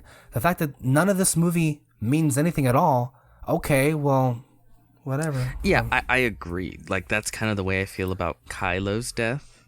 But, like, with this, it's like you had the opportunities to develop something. Like, fuck. Like, that really could have pushed her to the dark. If she's like, it was me. I killed him. This whole thing. And it's like, the movie moves so fast. Like, they really don't give a shit. Like, no, it really comes off that way. Like, every death. Even in the way that it was handled, though, because when they said that they have Chewbacca and we see him, like, it's played for laughs a little bit. But even that could have been handled better, where we don't find out until they're on Kijimi and she senses his presence. Yeah. At least that could have been better. Yeah, God. Like, no emotional resonance at all with this film. None. Like, and again, you're right. Like, all you had to do was have her, like, utterly distraught at the fact that she killed Chewie. And then, like, maybe she's like, oh my God, I didn't kill him. But they're kind of over it, 5 seconds later, because this has to be light and fluffy and, God forbid. Well, because we have more plot. We got more plot. We have more exposition. To explain extensively. We have to introduce more characters. We literally get introduced to Zuri Bliss and Babu Frick before we get back. Yeah. They realize Chewbacca's alive. But thank God for Babu. He saved that film for me. I mean, as we go through all of this, positives, Dio, surprisingly a good positive here, and Babu Frick. And Zuri Bliss, although I would have liked to have seen more of her. I would have liked to know who the fuck she was. It just have literally anything with her developed, rather than nothing developed. And then again, oh fuck, I hate this. The fact that they reveal later on, oh look, there's Palpatine's clone behind you. He has the Last Jedi playing behind him. The fact that, and again, I know JJ probably doesn't see it this way, but it's 100% what he is saying with his film. The fact that Kylo pushes her and she immediately does Force lightning is basically insinuating, like, oh yeah, the Force is 1,000% hereditary. She has the dark Force inside of her. That's why she's able to do it, because it's hereditary. And it's like the film confirms, like, oh, she used Force lightning. She is Palpatine's granddaughter, and it's like, oh my God. just fucking just destroy everything interesting about the Force. Why don't you? Holy shit. They got close? So they go to our 500th snow planet called Kijimi. Oh, and like when they captured Chewie, that's another example where you could have had like Chewie try and fight off the Knights of Ren. Just like a real quick little thing. Like literally anything. For fuck's sake. Let it go, Peter. I have to let it go. Well, actually, at the end, I'm gonna throw something where I technically don't have to let it go, but we'll see. I met the Knights of Ren. Well, I'm including them too. So they go to Kijimi, and their whole thing is, oh, fuck, this is so ridiculous. So on Pisano, they get the Sith knife, and then the Sith knife has coordinates to the Wayfinder, which the Wayfinder will get them. Why? So many MacGuffins. A random Sith knife is just there, and it happens to have coordinates to Exegol. the ocean moon of Endor. Yo, that's right. It doesn't have the coordinates to Exegol. It has it to the ocean moon of Endor, which has coordinates to Exegol. The coordinates to the dagger are to. This is where it gets stupid for me. So, I mean, really stupid. So the dagger has the coordinates to Palpatine's Wayfinder. Yes. Which is on the Death Star too. Which blew up, and part of it landed on the ocean moon of Endor. At what point was that dagger transcribed to where it said literally that Emperor Palpatine's Wayfinder was on the ocean moon of Endor? And why would they? That's really random. Why would they put that on the knife? Why would that be written on there? And then when they get to the ocean moon of Endor, Rey holds it, and then like this little circumference thing pops out of it, and it's, I don't know what happens in that scene. I don't even know what the fuck she's seeing. Apparently, like the shape of the knife perfectly aligns with the wreckage. How? So how is that even possible? That insinuates that at some point after the crash, this dude went to this forest moon, had the knife made specifically to match the remains of the Death Star, and he also knew exactly where the Wayfinder was. He made the Wayfinder. No, he made the knife literally a key to the Wayfinder. Why? Why would he do that? I have no idea why, or what the point of that is. Why he would do that?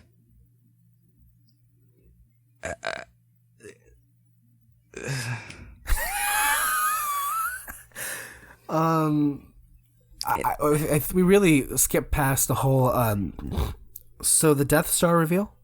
I'm sorry, the Palpatine. You're a Palpatine reveal in the Star Destroyer. He says, "I know you'll turn because," and again, this is literally the Episode 8 scene where he says, "I'll know your turn because I've seen who your parents are. They're nobody." And basically, and again, I find that so much more interesting because he's saying, "You're alone. You're nobody. You don't belong to anything, but you do belong with me." You know, basically, like, and it's interesting, right? Like, I think that's very interesting rather than just like, you have a dark relative, I have a dark relative. We're both meant to be dark. Join me and be dark together. It's just so boring. So boring. so fucking boring. And I think a lot of this came from JJ hasn't explicitly said it, but trying to answer fan complaints about her being powerful. Well, the whole movie feels like somebody went on Reddit, got a wish list, and made a movie out of that. It's like, what is everyone complaining about? Okay, let's just try and answer all these complaints. Like, this movie feels like that fan petitioned Last Jedi remake. Yeah. Like, a good chunk of this film feels like what that 8th film remake would have been. A good chunk. And then the other chunk just feels like episode 9 to that made up 8th film. Rey being first of all, whenever anybody says you're a Palpatine, I just laugh. It's just the funniest thing in the world to me. It's so hilarious. You're a Palpatine. You're a Palpatine. Oh God. This single-handedly destroys Rey's character in this movie. Yeah, for me it does. What they did with her in Last Jedi, I thought, was nothing short of magnificent, and what it meant to be a Star Wars fan as a whole. And I think it, I fucking knew this would be the reaction when you first told me about that leak. And people are hurt and betrayed by that unnecessary and frankly downright stupid reversal. You undo every beautiful message that the last movie had about that character, and you tie her to this person. And someone mentioned this in one of the reviews that I saw, that there was a way where that storyline would have worked the best if they had done it in the way that Rey's ultimate trial is to face the thing that she always wanted actually exists, and it's the personification of evil, and she has to destroy that which she always wanted to be a part of.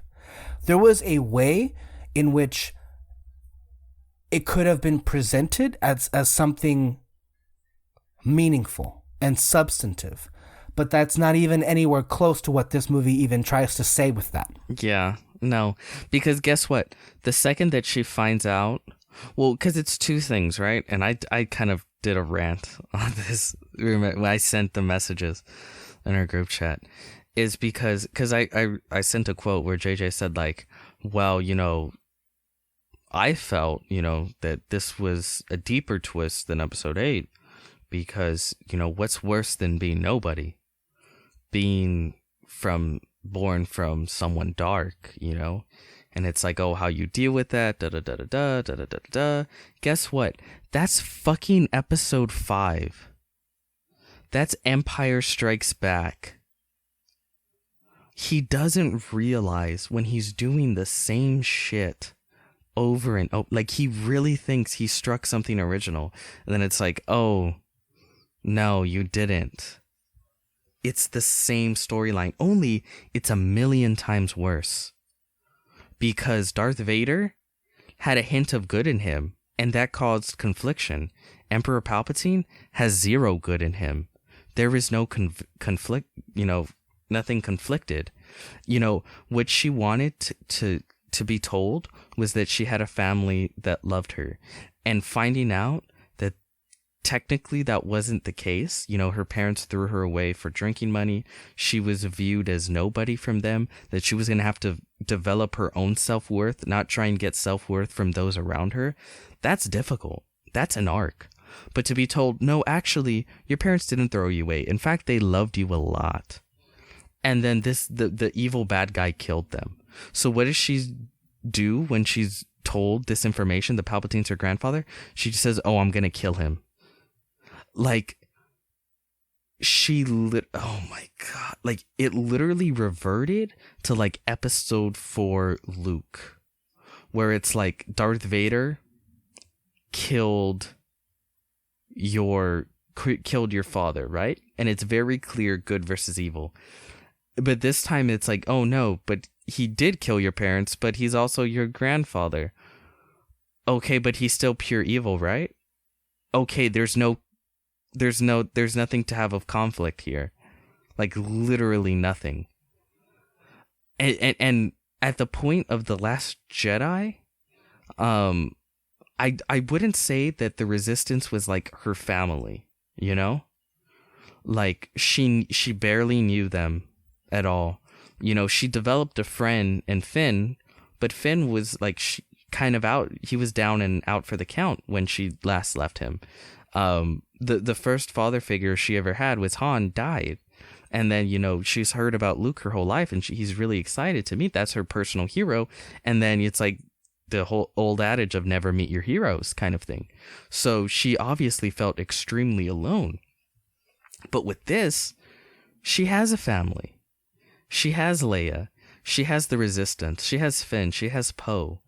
Like, this whole thing, like, that whole thing of, like, I agree what you're trying to say about... You forgot Rose. But not Rose. Not Rose. This whole thing of, like, oh, what if the one thing she always wanted, and it's actually, you know, be careful what you wish for, it's actually Palpatine. It's like, by this point, it didn't matter because she had her family, basically. Like, this was the absolute most boring twist imaginable. What conflict did she have because she learned that she was a Palpatine? What was the conflict? None. I mean, she went back. I don't know. I mean, she stabbed Ben. Mm-hmm. Then Leia sacrificed herself to save Ben. She healed Ben. Rey healed Ben. And then she went to Ahch-To to do what Luke did. Mm-hmm. Because she felt that she was pure evil, right? And again, and that she won. She has not displayed this level of evil to put herself on that island, right?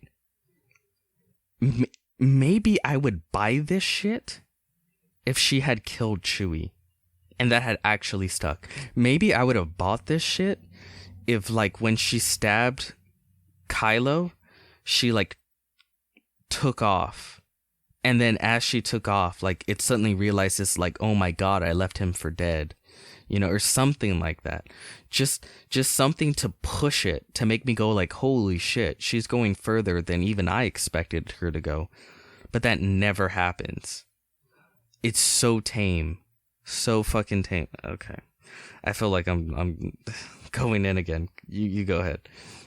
There's so many ways to say why Palpatine, her being Palpatine, is just horrible.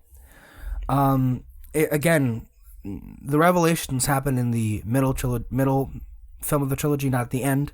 And so it's like, this is like if Return of the Jedi had, if Vader had said to Luke, you know what, I'm actually not your father, I was just messing with you. And that destroys the whole film. Mm-hmm. This feels like that in so many ways. So if we're going to move along, I don't know, I mean, just to catch up to what we were, so we meet these former stormtroopers, we meet Janna, and I don't care, moving along.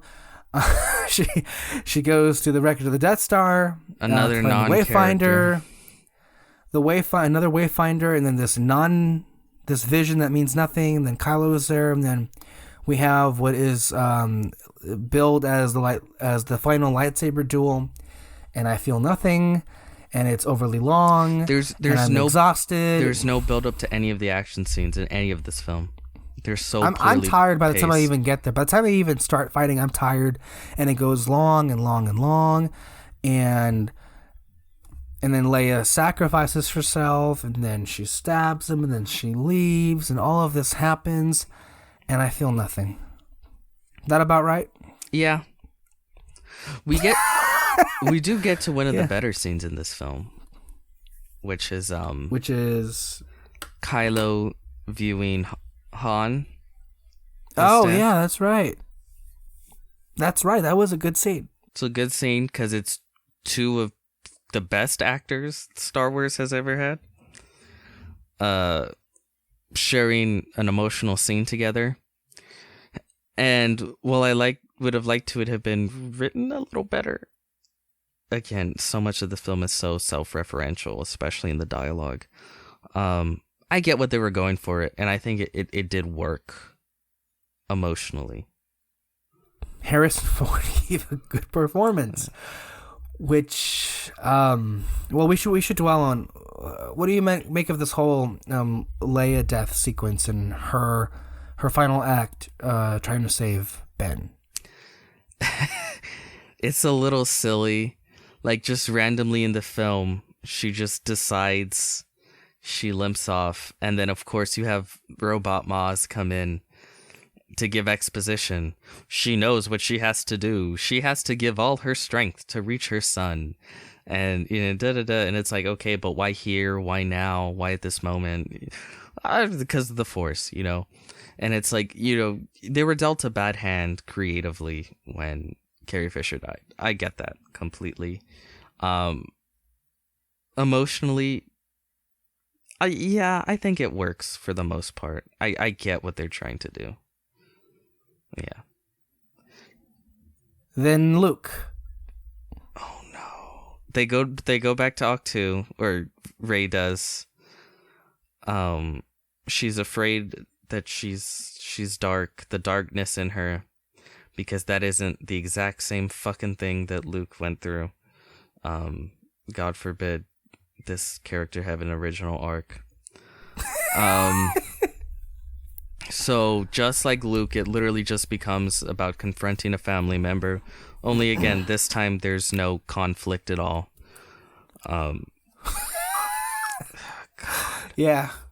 I'm sorry. I just have to laugh. Otherwise, I'll cry. I'm sorry. So she goes to throw the lightsaber into the fire that she's built, burning the TIE fighter she came in. TIE silencer or whatever. That's Kylo's. And then Ghost Luke comes in, catches it, and he's like, a Jedi's weapon should be shown respect. And like Mark Hamill, he has a little discussion with her, a little pep talk. This is some of the worst acting I've seen from Mark Hamill. I thought it was bad, and not in an endearing way, like just bad. And it didn't help that it looks like they put a mop on the top of his head.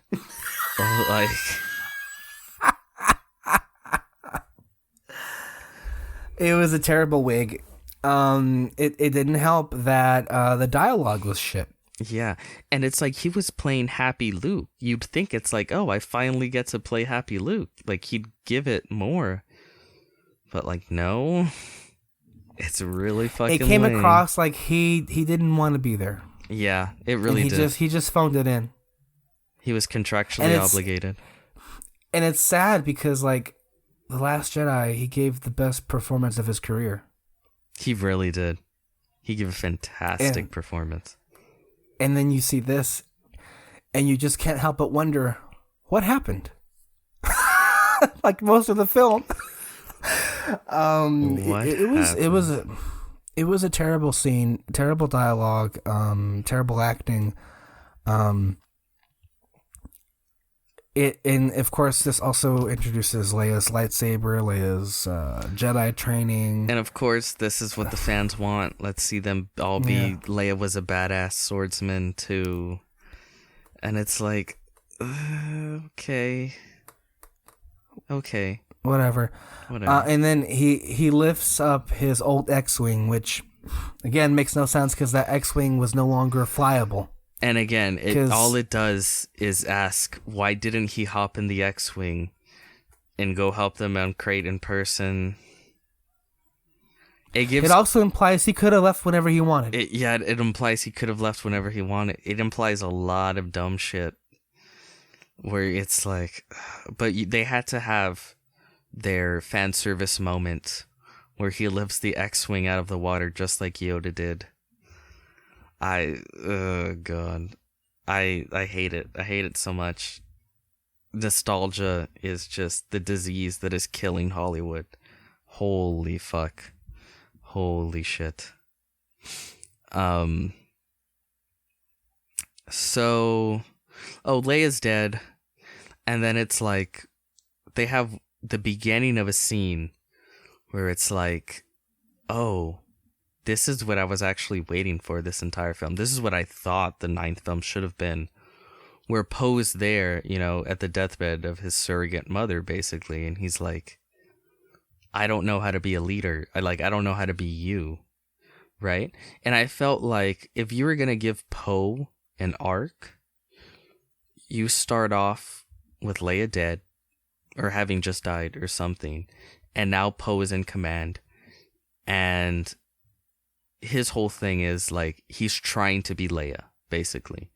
And then what he learns is, like, Leia was a great leader, but he needs to be his own leader, basically. He needs to trust himself to be a leader. He learned how to be a leader in 8, and now he needs to trust that in 9, right? And I thought that would have been a great arc for him in 9. And it's like, again, there's the little sprinkling of what that could have been when he's talking to Leia's dead body. But then it ultimately means nothing. Oh, and Lando pops back in. Oh, yeah, he pops back in to be like, we did it together, kid. A lot of flowery, oh my God. Flowery language that means nothing. Ultimately. I mean, Lando, again, entirely useless. I'm so disappointed. They had nothing for him. Billy D brings it, though. He's still great in the role, but they just have him just be there. He's just there. He does nothing. Poor Billy D. I was so looking forward to him coming back, and it's like, you do nothing at all. Don't even bring him back. You shouldn't have brought him back. Don't disrespect Billy D that way. So Rey goes to Exegol. The rest of the Resistance makes their final stand at Death Star 2. I mean Exegol. 2? You mean like 5? I forgot. They killed Hux in between all of that. Yeah, I was meaning to get to that, but then I forgot. So did the film. It's okay. They literally did not. And again, they add characters where it's not necessary. Why was that new commander Richard E. Grant's Allegiant General Pride? Yeah. So stupid. So fucking stupid. You literally should have just had, what's his name? Fucking betray Hux. Kylo when he turned good, and then, you know, go straight to the Emperor and be like, Kylo turned good, Emperor. You know, I will serve at your side. Like, that was it. it's so easy. This shit writes itself. It's not hard. And I know I seem full of myself saying like a you know, multi-million-dollar film isn't that hard, but I'm serious, guys. Like, this story fucking wrote itself. Holy shit. So yeah, like, that was not given a care in the world at all. So they go to Exegol. There's 1 million Star Destroyers. Only now they, and again, fuck me. JJ had the opportunity, like, hey, maybe these Star Destroyers are red, or maybe they all look unique in some way. Nope, they're just the regular old, fucking original trilogy era Star Destroyers, but now they have a cannon underneath them. It's literally a fucking 1,000 Death Stars in the shape of regular ass fucking Star Destroyers. So visually uninteresting. Holy shit. So Rey goes to confront the Emperor, and the entire film, the Emperor is like, kill the girl. But then at this moment, it's like, I never wanted you dead. I wanted you to take my place. What? Oh, God. Does he make this shit up? Does Palpatine make this shit up as he goes along? And then again, the movie is. But then again, you go back to episode 8, and it's like, Snoke, why was he going to kill Rey if the whole point was to have her be the next Empress. And we know he was a puppet of Palpatine. Were they not checking in on each other? I don't know. Okay. But then he changes his mind, and then he's... Oh no, we're not there yet. Okay. So then they come to attack the rest of the Resistance. It's so boring. The sky battles are so fucking boring. JJ refuses to do space battles. He only likes to do atmosphere battles. I don't know why. I don't know why. It's really weird to me, but okay. All of that was a waste of time. Yeah. It was because it was useless and boring. I told this to you, Peter, that you had the potential. As a scale battle, this was the largest in the history of Star Wars, and yet it felt the smallest. It felt the most fucking boring. I think this is the most boring space battle out of every single Star Wars film. Every single one. The episode 1 space battle was better. Yeah. Did they have one in episode 2? If they did, it was better. Episode 3 was definitely better. Fuck, this shit sucked. It sucked bad. But anyway, Rey goes, and again, he's like, strike me down, and all the Sith will move into you. So, and again, this whole thing where apparently all the spirit of the Sith are in Palpatine's carcass. Okay. Why? Because they really needed to give it a finality to it. Really make it seem like the end. But it's from the very beginning, Disney tried so hard to stress this isn't the Sith. Kylo Ren isn't the Sith. Snoke isn't from the Sith. They're dark side users, but this is not the Sith. The Sith is dead because of Anakin. And it's well, nope, fuck all that. They went back on that completely. But there is this cool scene, one of the few cool scenes in the film, where she raises her lightsaber to cut him down, and then she realizes Ben is there, because Ben Solo came to help, and she puts it behind her head, and then through the Force hands him a lightsaber, Anakin's lightsaber, and then he uses that. One of the cool few scenes with Ben Solo, and what's his name is a fantastic actor. He kills it as he only has 2 minutes as Ben Solo. He never says a word really, but he fucking kills it. And then JJ kills him. The big climax of the film is basically Lando shows up with a quadrillion ships from just random people to come and help fight. And they do literally nothing. They just show one image of all the ships, and then you never see them again. And then it ends with Rey channeling all the Jedis who have ever lived to just force push, to use her lightsabers to push the lightning back into Palpatine. Really fucking stupid. Really fucking lame. All of it is stupid and none of it lands. Everything with Emperor Palpatine is to me a disaster. It makes no sense, and it ruins the character, and it also just ruins what Star Wars is, because his entire lightning light show, this whole Force dyad thing, is straight out of an anime. Oh yeah, it doesn't work. We didn't even talk about the Force dyad. That's just thrown in a couple times, and it means nothing. It doesn't work for me whatsoever. It means absolutely nothing. And then this whole thing with her channeling the Jedi, whatever, it's fine.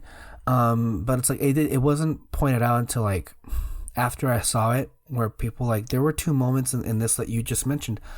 That whole Lando coming in was on your left from Avengers Endgame, and then you know what was even more egregious was the final thing where Palpatine says, "I am all of the Sith," and then Rey says, "And I am all of the Jedi." Gee, I wonder what that reminds you of. and I am Iron Man. And it's like... And I am dead. Like, really, like, holy... It's so I hated cringy. it. I have to say, I hated that entire sequence. It means literally nothing. That's what sucks about it. It means literally nothing. But it's okay. He blows up again. There's no reason really to believe that he's truly dead because he blew up last time. So it's like, oh, Emperor Palpatine's dead. And it's like, well, guess what? The dark side is the pathway to many abilities that consider to be unnatural. So go ahead and see him in 10 years for the next trilogy. Yeah, basically. We'll see you then. We'll see you then, Palps. So then we have, she dies. She just sort of collapses and dies. Ben comes in, brings her back to life with his force powers. They kiss. Raylo was in fact Endgame. And then he just dies. And it all means nothing again. And again, you know why? How I knew from the very beginning JJ was going to kill Kylo Ren? Ben? You know how? How? Because that's the exact same thing that happened to Darth Vader. And God forbid It also ruins Kylo Ren because it's the exact same Darth Vader thing. We saw it already. A unique character and turned him into Darth Vader. That's what you did. And again, this film was supposed to be about the sins of the past and learning from them. So instead of Darth Vader, where you have like an old broken man at the end of his life do one good thing and, turn it around before the very end, you could have told a very different story about a young man who learned young enough to change his ways and, spent the next however years of his life basically struggling with that and trying to achieve a bit of retribution, helping the galaxy, trying to fix the wrongs that he brought forward. That's interesting. That's an original character and a good story that they could have fucking explored that in like an animated series. Because you're not gonna get what's his name back, the actor, but you could have done a really great animated series with that shit. But no, we just gotta fucking kill him. So, and then what happens? Everyone celebrates because everyone's like, we did it, we saved the day. And then they show Independence Day montage of everyone, they even have like an Independence Day offhanded line of like, oh, everyone's rising up around the galaxy. And it's like, well, then how about show us the galaxy and not just show us the same fucking locations that we've seen before? Like, they show us Cloud City, and it's like, okay, to be fair, that is a fairly inhabited place. But then they show Endor, or the forest moon of Endor, and it's like, no one fucking lives there. Except for the Ewoks. Like, who's fucking rising up there? And then they show Jakku, and again, it's nothing but fucking junk traders that live there. Who the fuck is rising up on Jakku? And there are no people. We see no people rising up. And oh my god! And because that's how you know. Like, this means nothing. It's literally just to show you locations you've seen before. And I think nothing encapsulated this trilogy better than fucking seeing Jakku and seeing that old Star Destroyer in the sand, dead and buried, and then watching just another Star Destroyer go down in the background. And it's like, yep, it's the same shit. The exact same shit. The last scene is her going to Tatooine and burying the two lightsabers in Tatooine because, I don't know, nostalgia. And then she ignites her own lightsaber, a gold one. And this really pissed me off. Like, really pissed me off. Because at the end of The Last Jedi, the saber was split in two. Anakin's saber was split in two. And, you have Leia do that thing of like, we have everything we need. And, they look at the lightsabers and stuff. And it's like, I thought like, oh my God, this is her opportunity to forge her own path. And it can be very symbolic in that lightsaber. Like, I even threw out some ideas of like, yeah, she uses the parts not only from this lightsaber, but from her staff, to make it unique to her and to her own and da-da-da-da-da. And it's like, that's how you visually show that, we're moving forward now. And what do we do at the beginning of this film? Oh, we just fixed the lightsaber. It looks the same now. You had the opportunity to do something interesting and you didn't fucking take it. Oh no, but wait, you did take it. You just put it at the very fucking end of the film where we just have we don't get to see it or really see it be utilized at all. I would have loved to have seen that lightsaber all throughout the film at least. Yes. So goddamn, so stupid. And then of course there's a lady who's like, there's been no one here in so long. What's your name? Rey. What's your family name? Because, it seems like apparently Star Wars, they're really fucking nosy. They really want to know who your family is in the Star Wars universe. And so then she looks off in the distance and sees the ghosts of, Luke and Leia. Their names just fell out of my head for a second.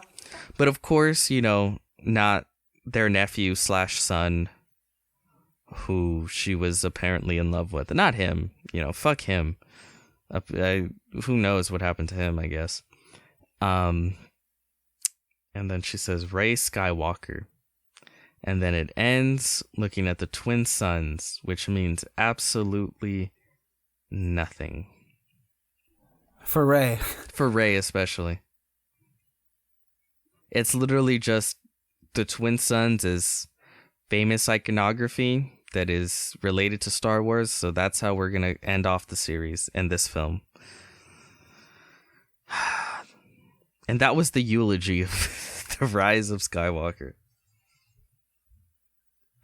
It was shit. It was a terrible film, terribly paced. So many characters that had literally nothing to do. You meet them high and then they're gone. So much of a retread of Return of the Jedi. This film had really nothing to say. It went back on almost everything interesting that Episode 8 did in order to do nothing interesting in response. This currently, maybe I need to rewatch the prequels and maybe I'll change my mind after that. I have it ranked dead last as far as Star Wars films. It's ranked dead fucking last. It is under Attack of the Clones. I strongly suggest you go back and watch them, just to be sure. Just to be sure. That's true. I need to rewatch them just to be sure. But the way I feel right now, it's dead last. The only positives I can think of are some Ben Solo scenes. Babu Frick. What about Dave Filoni's Clone Wars movie? What do you mean? Dave Filoni's Clone Wars movie. That's a Star Wars movie. I don't count it, but even if we did count it, that was a better film. Yeah, it fucking was. I'm sorry. And vastly more interesting action actually in that film as well. Wasn't it? Yeah, I don't know. Babu Frick, C-3PO, a little bit of Zori, and some of the Ben Solo scenes. That's literally it for positives. Maz Kanata puppet. Huh? Maz Kanata puppet.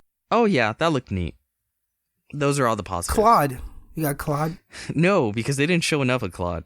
I was robbed. Yeah. I felt it's the same thing with Knights of Ren. They don't get into shout out because I was robbed of anything with them too. I concur. This is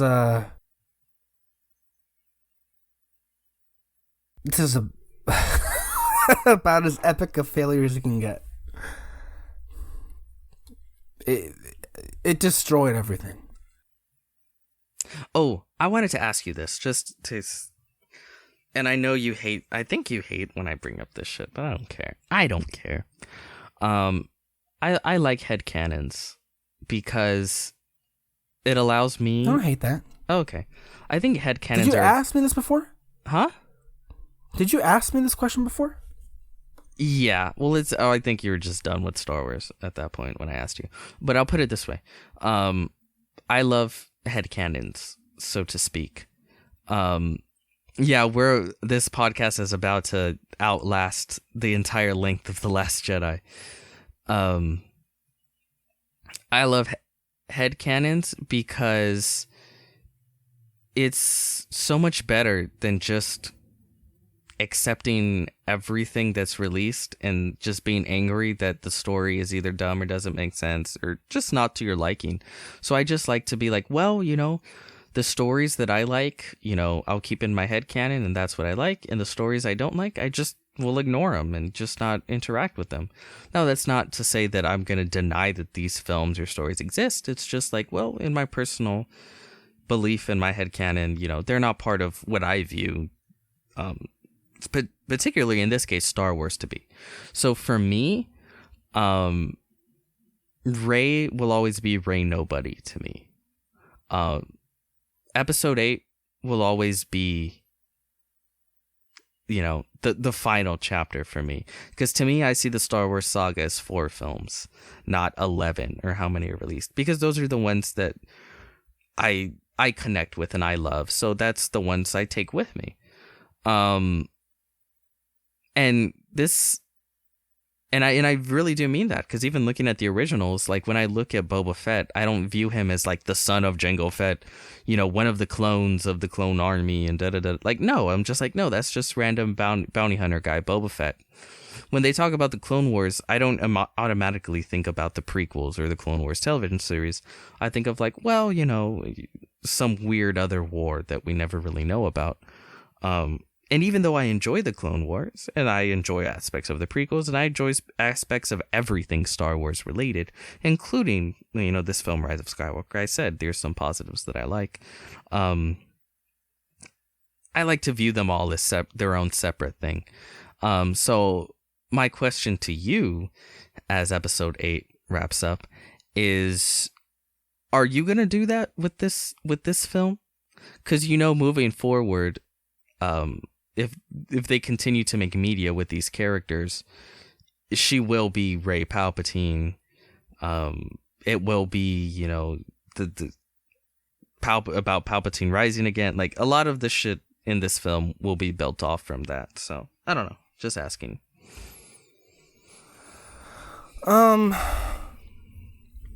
I enjoy just about everything Star Wars. I agree. I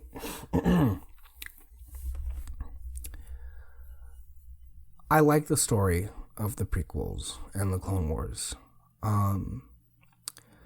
But if I were to think of Star Wars at its core, Star Wars at its heart, I think the official story of that would be pretty much what you described. I do like The Force Awakens more than you do. And to me, I think it's more of a seamless transition if that film is in the canon, not just ignored. Yeah. So I guess it would be the original films and then 7 and 8. And it would have been 9, but that shit's not happening. You asked me, like, how do you see it ending? I mean, I just witnessed the end of my Star Wars canon behind me. Mm-hmm. That's where it ended. And ultimately speaking, I think that's why I'm not in a sense of being distraught, because you helped me, figure out what I felt about that movie is, and that was the perfect place to leave it. Because you know what's going to happen next. Yeah. The arcs are finished. I'm happy leaving it there. Like, if you're asking me, like, what's my finale? Mm-hmm. It's episode 8. And also, I kind of feel like that's healthy. I think that's healthier. And I think a lot of toxic fandom stems from people just obsessive with canon and they have to accept everything that's in the lore. And it's like, how about, just enjoy the aspects of it that you enjoy. And if you don't enjoy it, just don't pay attention to it. And I just think people would be a lot happier that way. And it's like, and you mentioned it, and I've talked about it here on this podcast before, like leading up to episode 9, I was just so worried because it's like, I have to like it. It has to be a good, satisfying ending. And then I read the leaks, which turned out to be 100% true, and it's like, oh my God, I hate this. And then I realized that it's like, you know what? It's okay that I hate this, it's just, okay, I don't like this one. The story ends for me at 8 then. If other people like 9, then it ends for them at 9, If they don't like the new films at all, then they can just have the original and the prequels, or just the originals, or just the prequels, Whatever Star Wars is to you, that's great, And we should just leave it at that. I that's how I feel. I agree 100%. And talking about this movie gave me a migraine. And I'm kind of exhausted. Are you? I'm very exhausted. Let's wrap it up. Okay, so this is what's happening. This is the close of the first podcast on Rise of Skywalker. On the next show, I will be joined by David because he really wants to do a podcast on this.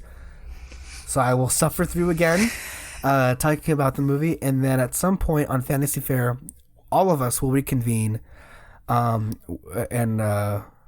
commiserate, and that'll be the official burial of episode 9 with Alexis Moreno, who I should also mention did not like this movie. Wow. That's a big thing. That's a big deal. She said it herself, I hate the fact that I can't say I hate this movie, but she really does hate it. Well, it tells me at the very least she dislikes it. Yeah.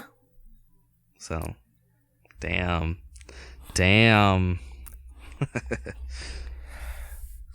So, I think this is your last show of 2019. Yeah, I think so. Yeah. Any last words to close off this year, this decade? Bernie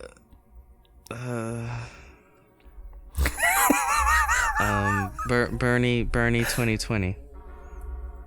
Let's do it. Let's do it. Let's fucking do it. Let's make Thank 2020 you, everyone. the year of Bernie. Yes, I agree 1,000%. Thank you all for listening this year, 2019. We have at least 2 more shows for Red Spotlight, so stay tuned for those as we close out the year and undoubtedly begin a new year full of misery. It's interesting, right? Because we had a long string of positive shows up until this one. So, yay. And believe it or not, there's still so much more to say. I could say so much more about this, but we're at 2:20 something. I'm done. Yeah, I'm calling we're done. it a night. There's going to be other shows. All right. Yeah. Bye, everybody. Bye-bye.